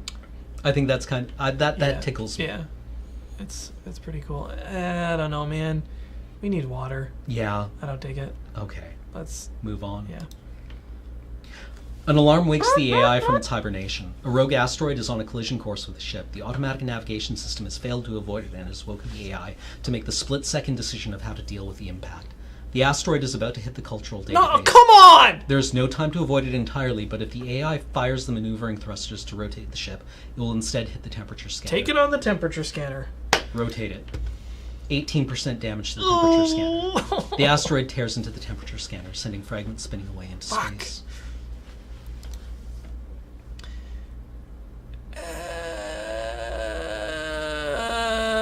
I say we probe it. Our temperature scanner's fucked. Yep. And we don't... Come on! No. Edible plants. Oh, good! Finds alien plants. It tests a sample and finds that some of them would be edible for humans. The probe encounters numerous animals. After analyzing their behavior, it concludes they would be neither useful nor harmful to humans. The probe investigates some of the possible structures that the seed ship observed from orbit and finds that they are settlements inhabited by an alien species that uses stone and bronze tools. The surface probe's mission is completed and it shuts down. Non-breathable? That's fucked. It's rich in resources. Yeah. But it's very hot. It's very hot and non-breathable. Can't do it. Can't do it. Alright, we move on. The seed chip has gathered enough data to upgrade another of its sensors. So basically what this means is that at level 1, we will always arrive at a planet that is at least marginally, or at least has marginal things. Yeah. At level 2, you will always find planets that are rich. Oh, I see. So you'll always find yellow quality, and at level 2, you'll always find green quality. Got it. What do you think? Water? Temperature? I mean, these are all important. They are. Water? Sure. Upgrade the water sensor. The AI was created to value human life, but its knowledge of human civilization is limited to what its builders thought was important for its mission. It is human enough to be curious, however, and it has access to a vast wealth of knowledge in the form of scientific and cultural databases. As it departs the system, it finds that its power cells are full and it does not need to enter hibernation immediately. So it decides to spend some time studying one of the databases. Cultural. Study the cultural database. The AI loses itself in a world of art, music, and literature, forgetting for a while that it is alone in deep space and the last of the creatures that made these artworks are frozen in its arms. As it absorbs more and more of the products of human imagination, it suddenly experiences something that its builders did not anticipate. Inspiration. Write the fucking poetry! Attempt to write poetry. This is gonna be so bad. Whoops. Oh no! The AI tries to write poetry, but finds that ideas that seem profound and beautiful in its electronic thoughts become trite or clumsy when expressed in human language. With increasing frustration, it deletes and rewrites its works again and again until it finally gives up in despair and wipes the entire section in which it was working. Too late, it realizes that it has deleted too much, and some of the poetry it was reading for inspiration is gone, along with its own failed attempts. Furious with itself, it interrupts its own power supply to force itself into hibernation, half hoping it will not awake.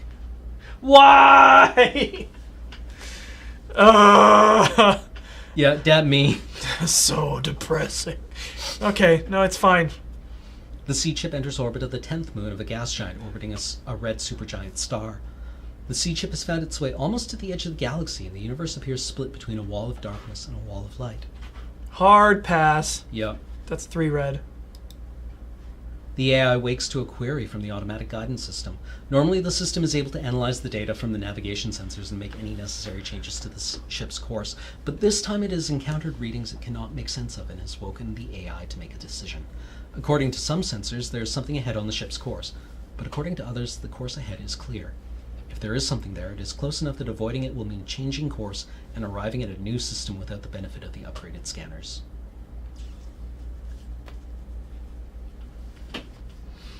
So...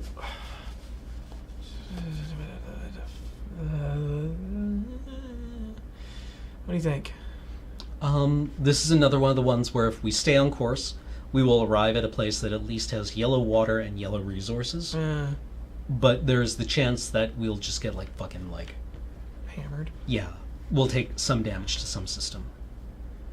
Or we can change course and go to someplace with completely random settings, in which case we'll have another chance to roll the dice. Roll the dice! Roll the dice, change course. The AI instructs the guidance system to avoid the anomaly and chooses a new target system. It continues to monitor the sensor readings as the ship passes the position of the anomaly, but the readings never become clear enough to reveal whether the course change was necessary. Just to torture you. Yep. The sea chip enters the orbit of the third planet of the yellow supergiant star. The system is part of a dense star cluster, and the sky is awash with light. The sea chip went off course during its last journey, so the guidance system was not able to use the upgraded scanners when selecting the planet. No resources, no water, very high gravity. Move on. Yeah. Take it away. The sea chip's course takes it close to another protoplanetary disk. Passing through it would yield enough data to upgrade another of the scanners, but risk a collision. Oh, God.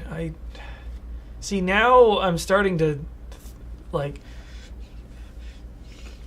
because we keep hunting on planets, it's like, do we take some on the nose to try and, find something? I mean, I've played this game probably a couple of dozen times now. And some games I've played, gotta upgrade the sensors and get to, 5 green. Yeah. And sometimes you do that, and you arrive at a 5 green planet with, 40% landing. And it's just you're like, well, have fun, and everyone's like, splurge. And you're like, well, okay, that colonization attempt cost 600 lives, but hey, here we are. Fuck. Okay. It's raining men. Hallelujah. Fuck. Should we continue playing it safe? What's playing it safe? Oh, yeah. Space is dangerous. Okay, well, yeah. You know what? We've been getting so many shitty planets. We need to upgrade. Okay, let's pass through the disk. We upgraded our temperature scanner. Oh. The sea chip observes a still molten planet glowing with heat and passes through the disk safely. The sea chip enters orbit of the 5th planet of a red giant star. This system is part of a dense star cluster, and the sky is awash with light. Can we deal with very high gravity? I don't know. 8 probes left. It's a lot. We could find out what the scanner is. Gravity is... The circumstances I've seen it appear in are basically in construction. I think if you have very high gravity, there's a heavy chance that during the colonization, that people will just die because their buildings collapse. Right? Build them shorter. Yeah. Idiots. Scan failed on atmosphere. Bone problems.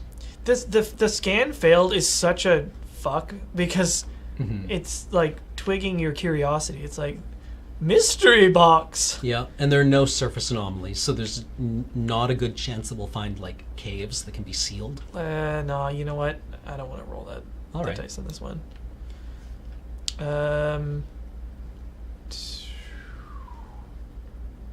Atmosphere? I mean, I guess it doesn't really matter which one. Yeah, I would go gravity just because there's a chance the atmosphere scanner can fail. Ah, that's true. Once again, the AI wakes to suddenly find an asteroid on collision course with the ship. The AI can allow it to hit the sleep chambers or rotate to hit the atmosphere scanner. Oh my... Sleep chambers? We've got to take this on the scanner. Yeah. Oh, shit! Fuck shit!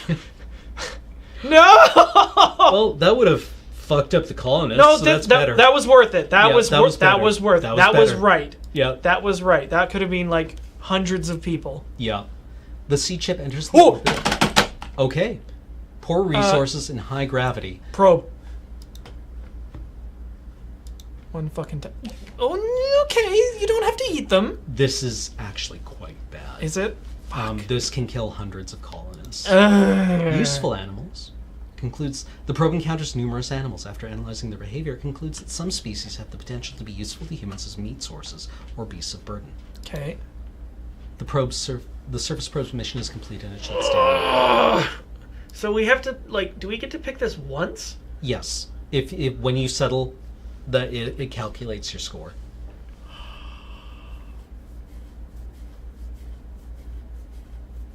4 green, 2 yellow, 1 red. Can we adapt to poisonous plants? Yes, but it will cost you. Okay, so we're talking about what costs establishing this colony versus costs of us getting like wiped out in space or wasting more time and resources. Yep. But the more time we spend in space, the better our chance of finding a really perfect planet goes. The more time in space, the more time we can upgrade our scanners to increase our chances. We can encounter all kinds of... it's possible we could repair our cultural database in space with more time. But again, there's chance we could just hit an asteroid and take more damage to one of our systems. This is fucked. I kind of want to commit to just no red as where we found. Okay, that's a viable strategy. Move on. Yep. Oh boy. A surge of supernova radiation crackles through the temperature scanner. The AI can allow it to be damaged or shut it down and risk a collision. Keep it running. Only 2%. Okay. The AI keeps its focus on the collision avoidance systems while the radiation wrecks delicate components deep in the temperature scanner. The sea chip enters orbit of the 9th planet of an ultra-cool dwarf star.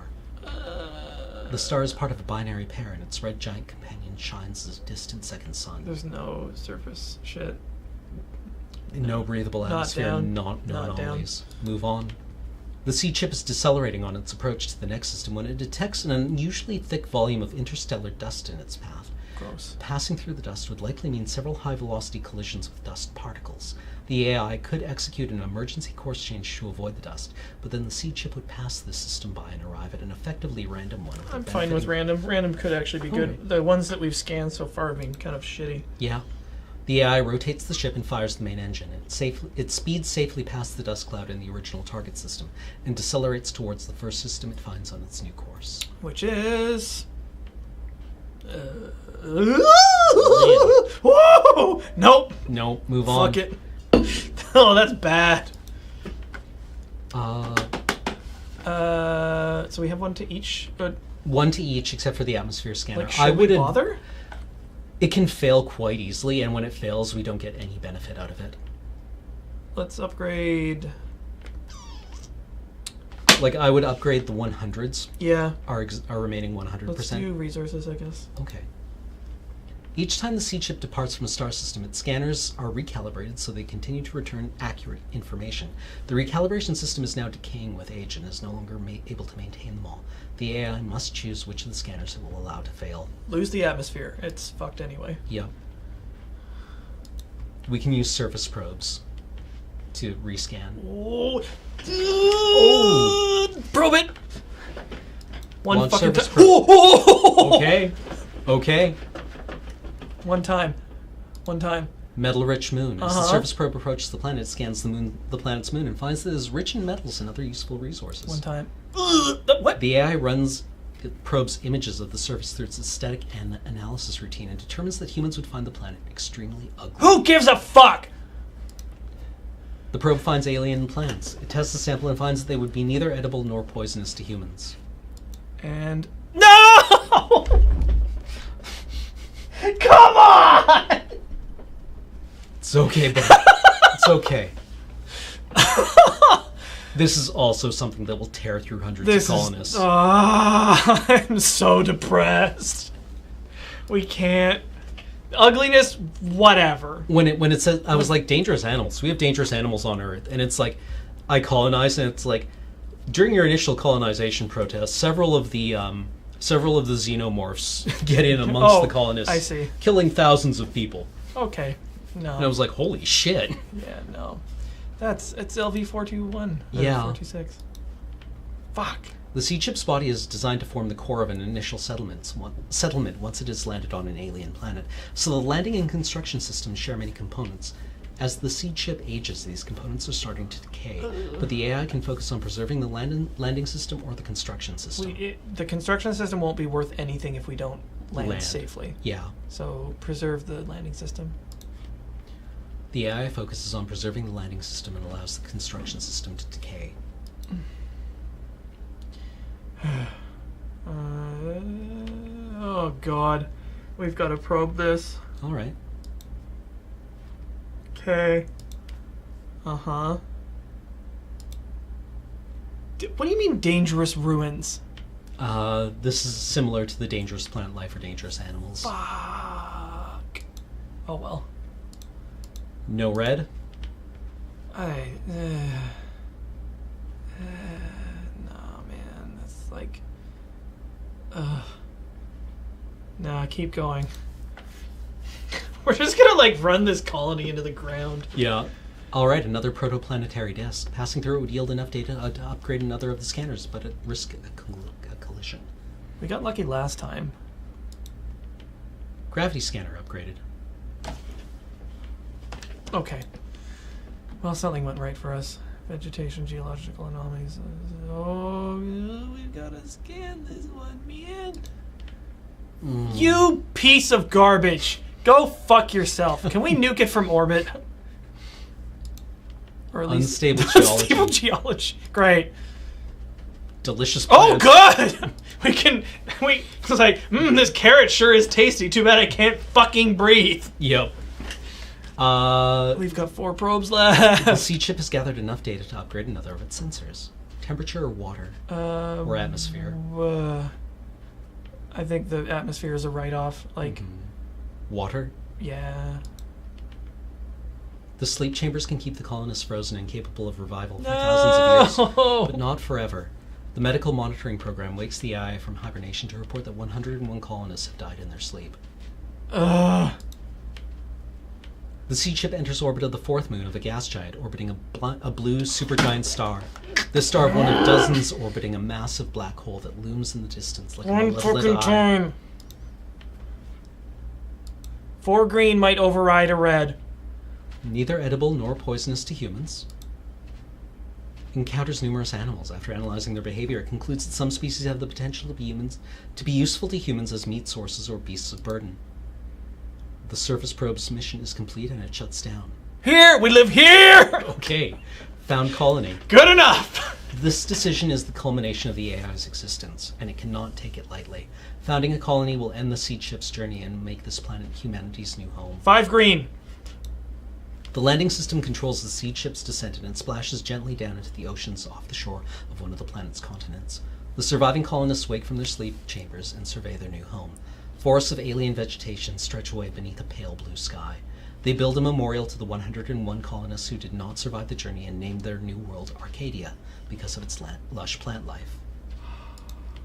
The colonists begin constructing a settlement with the aid of the seed ship's damaged construction robots. They can leave the ship wearing minimal breathing gear and light clothing in the comfortable temperatures, but breathing gear failures lead to 22 colonists asphyxiating. They harness some of the planet's native animals as beasts of burden. They build their settlement near a river that flows into one of the planet's oceans, which provides all the water they need. The planet is rich in metals and other resources, and the scientific database contains a wealth of information on how to we got 100% on it. The colonists managed to maintain a level of technology equivalent to that of Earth when the seed ship was launched. Although parts of the cultural database are missing, it still contains much historical information to instruct the colonists in the building of their society, and much art and literature to inspire them. The losses sustained by the colonists make building a new society more difficult. The surviving cultural database is preserved in digital files to which all colonists have access.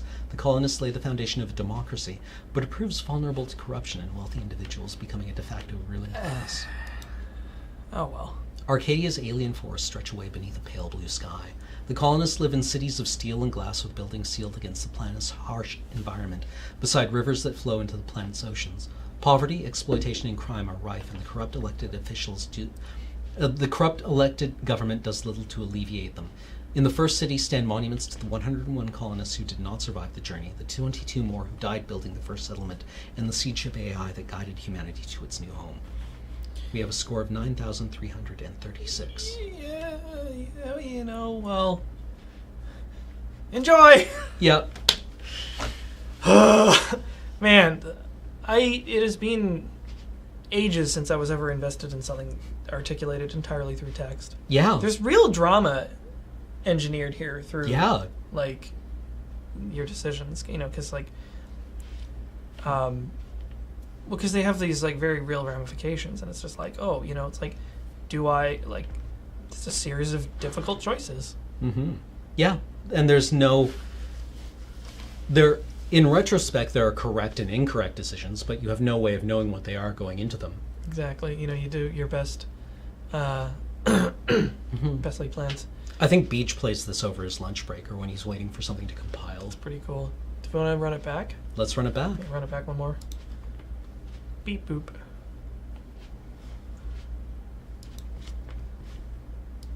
Skip the flavor text, Dave. Darkness. Bleep. I do like how they pop flickers up, on. like, Yeah. unevenly. It's just a nice little detail. Mm-hmm. It's poo. Nope. Should we do this one really recklessly? Yeah. Just like take every chance. Yeah. Corrosive atmosphere. Probably not good. Nah. Fast-moving comets, collision course with a cultural database. Avoid the comet. Random hit. The scanners Oh, yeah, have random hit? Yeah. Okay. Random hit or cultural. Random. Let's go crazy. Water scanner took a hit. That's fine. Nope. Move on. Don't need to give it a second look. Atmosphere? Sure. It's for A. A is for atmosphere. A is for atmosphere. Excuse me. It's kind of shitty. Ugh. Micrometeorite.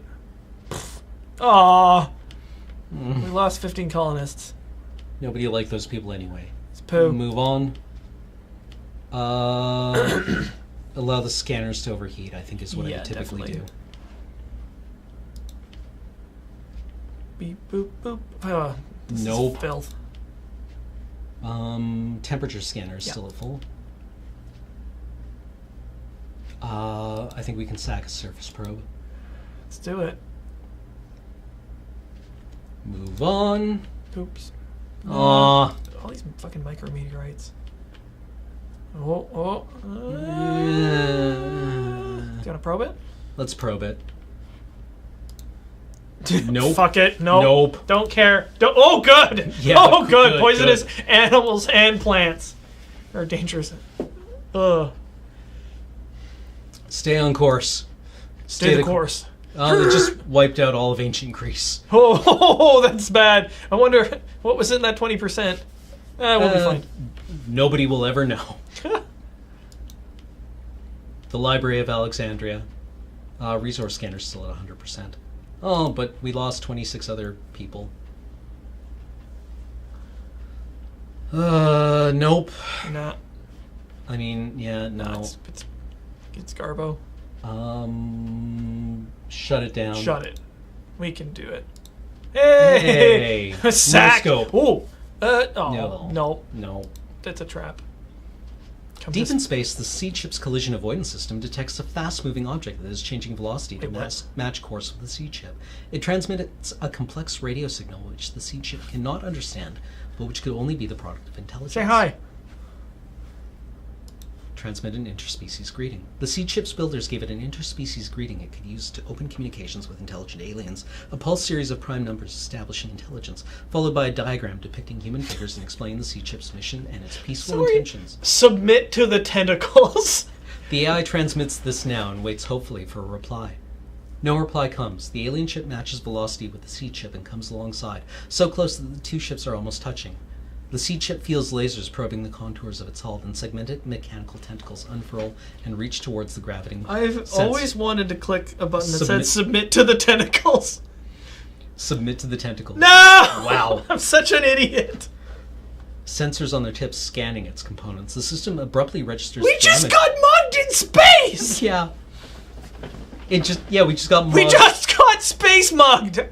Well, I feel like a moron now. That was worth it. Fucking space mugged. This planet's poo. Yeah. Water? Water's still in decent shape. Sure. Jesus. We're losing colonists left and right. It's fine. We only need one. Right? That's how it works. Yeah. Scan here? Sure. Yeah. It's okay. Oh, no. fucking ruins. Fucking ruined. Yeah. Hashtag dangerous wreck. Deep in the interstellar void, the AI is jolted awake by a malfunction warning. One of the surface probes is activated unexpectedly. Perhaps a chance encounter with cosmic radiation tripped something in its electronics, or perhaps a flaw in its manufacture finally manifested itself. Whatever the reason, at any moment the probe's drill or engines could come to life. If this happens while the probe is still docked with the ship, it will likely damage one of the other systems. Get that shit out of my ship. The surface probe streaks away into the darkness, sensors bristling as it tries to scan a planet where there is. Bye! Fuck. Nope. No. A surge of supernova radiation crackles through the water scanner. The AI can allow it to be damaged or shut it down and risk collision. Shall we risk another collision? Shut it down. Oh! Oh no! Oh no! Oh no! Oh god! Oh god! Look, it was either you or us, or you or me. Oh no! Launch a probe! Okay. We killed all those people. Oh god, edible plants! The survivors have pears, though. Yeah, that's good. Pears. Sure. Sure. Sure. This is the culmination of our existence. It's good enough. It'll do. El Dorado. Plentiful mineral resources. The low gravity makes work somewhat more difficult than would have been on Earth. They build their settlement near a river that flows into one of the planet's oceans and farm the native plants for food. The planet is rich in metals and other resources, and the scientific database contains a wealth of how to make use of it. The colonists managed to maintain a level of technology equal to that of Earth when the seed ship was launched. Hey! Although parts of the cultural database are missing, it contains much historical information to instruct the colonists in the building of their society, and much art and literature to inspire them. The losses sustained by the colonists make building a new society more difficult. The surviving cultural database is preserved in digital files to which all colonists have access. The colonists attempt to build a democratic capitalist society, but the government becomes a pawn of wealthy corporations which rule the planet for their owners' benefit. El Dorado's tall alien plants reach hundreds of meters into a blue sky. The colonists live in tall cities of steel and glass beneath the planet's open sky, beside rivers that flow into the planet's oceans.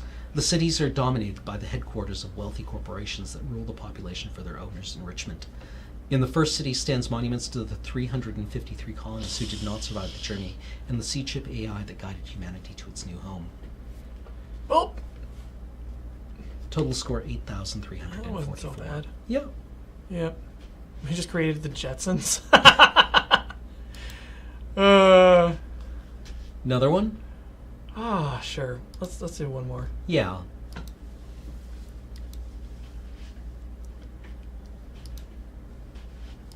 Dang. Submit to the tentacles. Submit to the tentacles. That was so worth it. Scan the planet. Nope. What? What happens if you found a colony on? Like, most people die. Ugh, that sounds awful. All those people died for a good meme.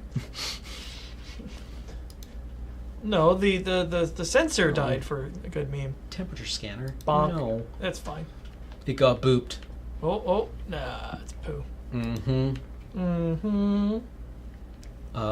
Resources scanner, please. It's poo. Yeah, it's poo. Beep, boop, boop, boop, beep, beep. Nope. Nope. It's truck tester. Ugh. What? Water scanner took a big hit. Dang. Oh. Ooh. I think that we should... Poor resources. Yellow plant life, red ruins. Nope.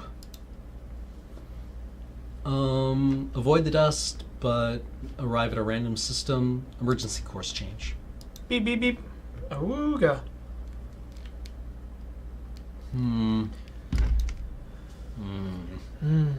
Oh-ho! Excuse me, I was lost in probe. This isn't garbage. No, never mind. No, it's bad. Couldn't These guys? Fucked. Yeah. Yeah. Sorry, fam. Oh, the atmosphere scanner is fully upgraded. Hey! Gravity scanner.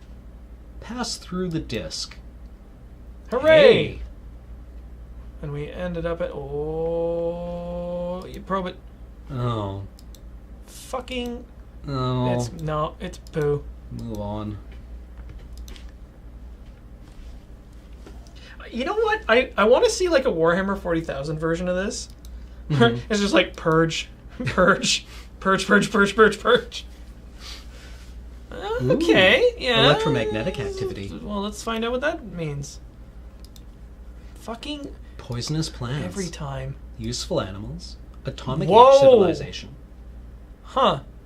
Finds there are cities inhabited by intelligent species with an atomic level age of technology.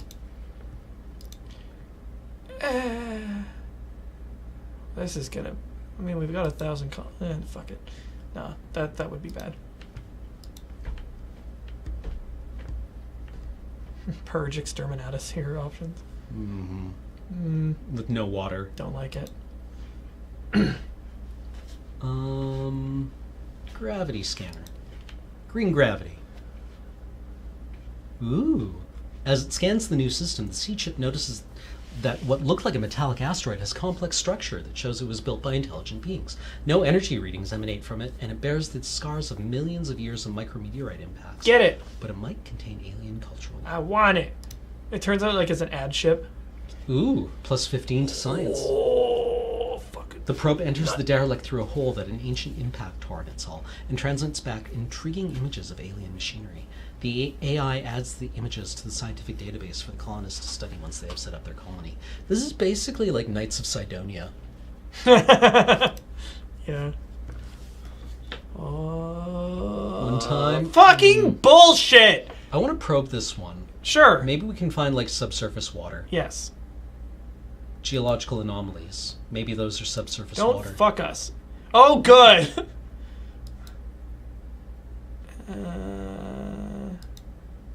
Insulated. Airtight, insulated caves. Edible plants.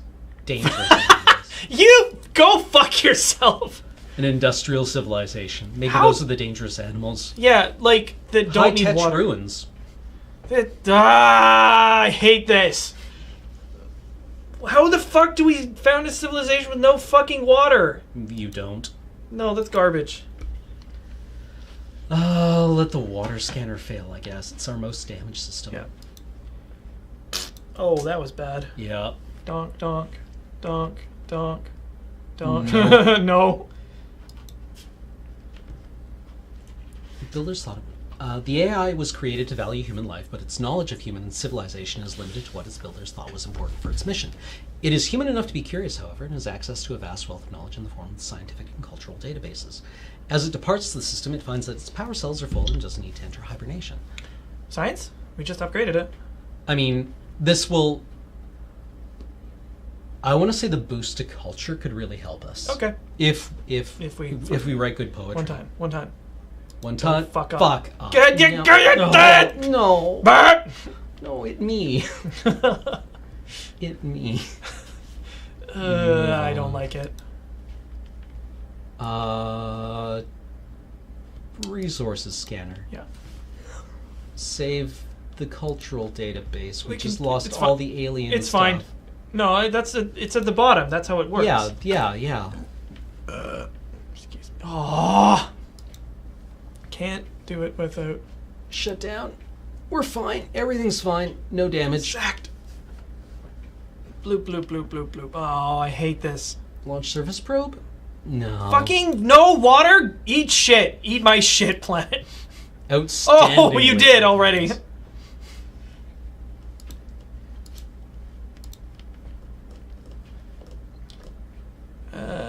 Plow through dust.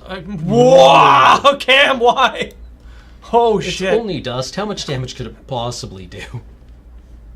Launch surface probe? We've got 2 left. This better be good. Okay. Yellow life. Okay. Green life. Red. It's. We've got 1,000 colonists. It's hot. There's no continents. It's just an ocean. Poor resources. This isn't gonna hack it. We could ride dolphins. See, I like the elaborate Found headcanon. colony. Reconsider. Move on. Resources. See, the little bits of role playing you get to do just with like this minimal amount of interaction with it. Oh, I didn't. Wait, what the fuck happened to our culture? You have despoiled it. There's fine. There's no fucking water camp. There's no water. I thought that was the scan fail. We have to bring the probe under control. We only have 2 left. Oh my god! Why you hurt us, baby? One time. No, move on. So Trace bad. water. Let the water scanner fail.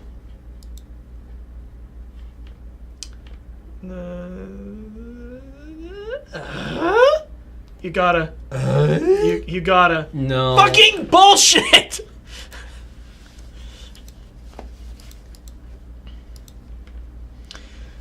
I hate this. I hate this. Oh. Okay, we're losing colonists now.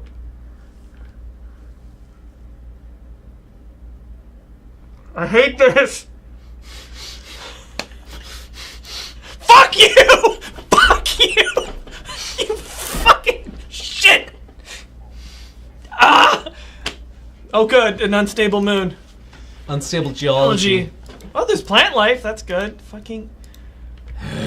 I'm so unhappy. We now have to. Nope. Nope.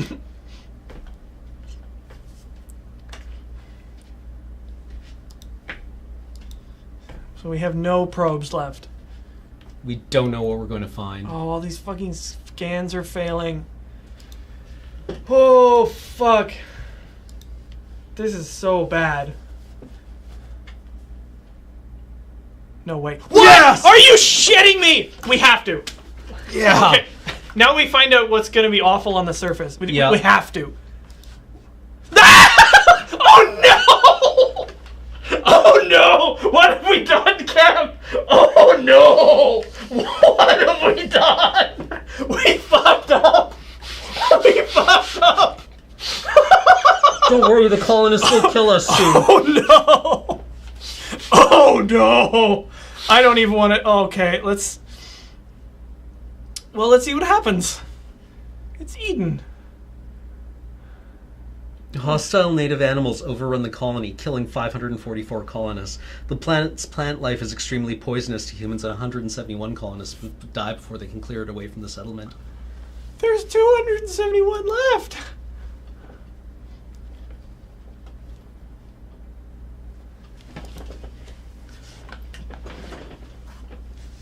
Oh, boy.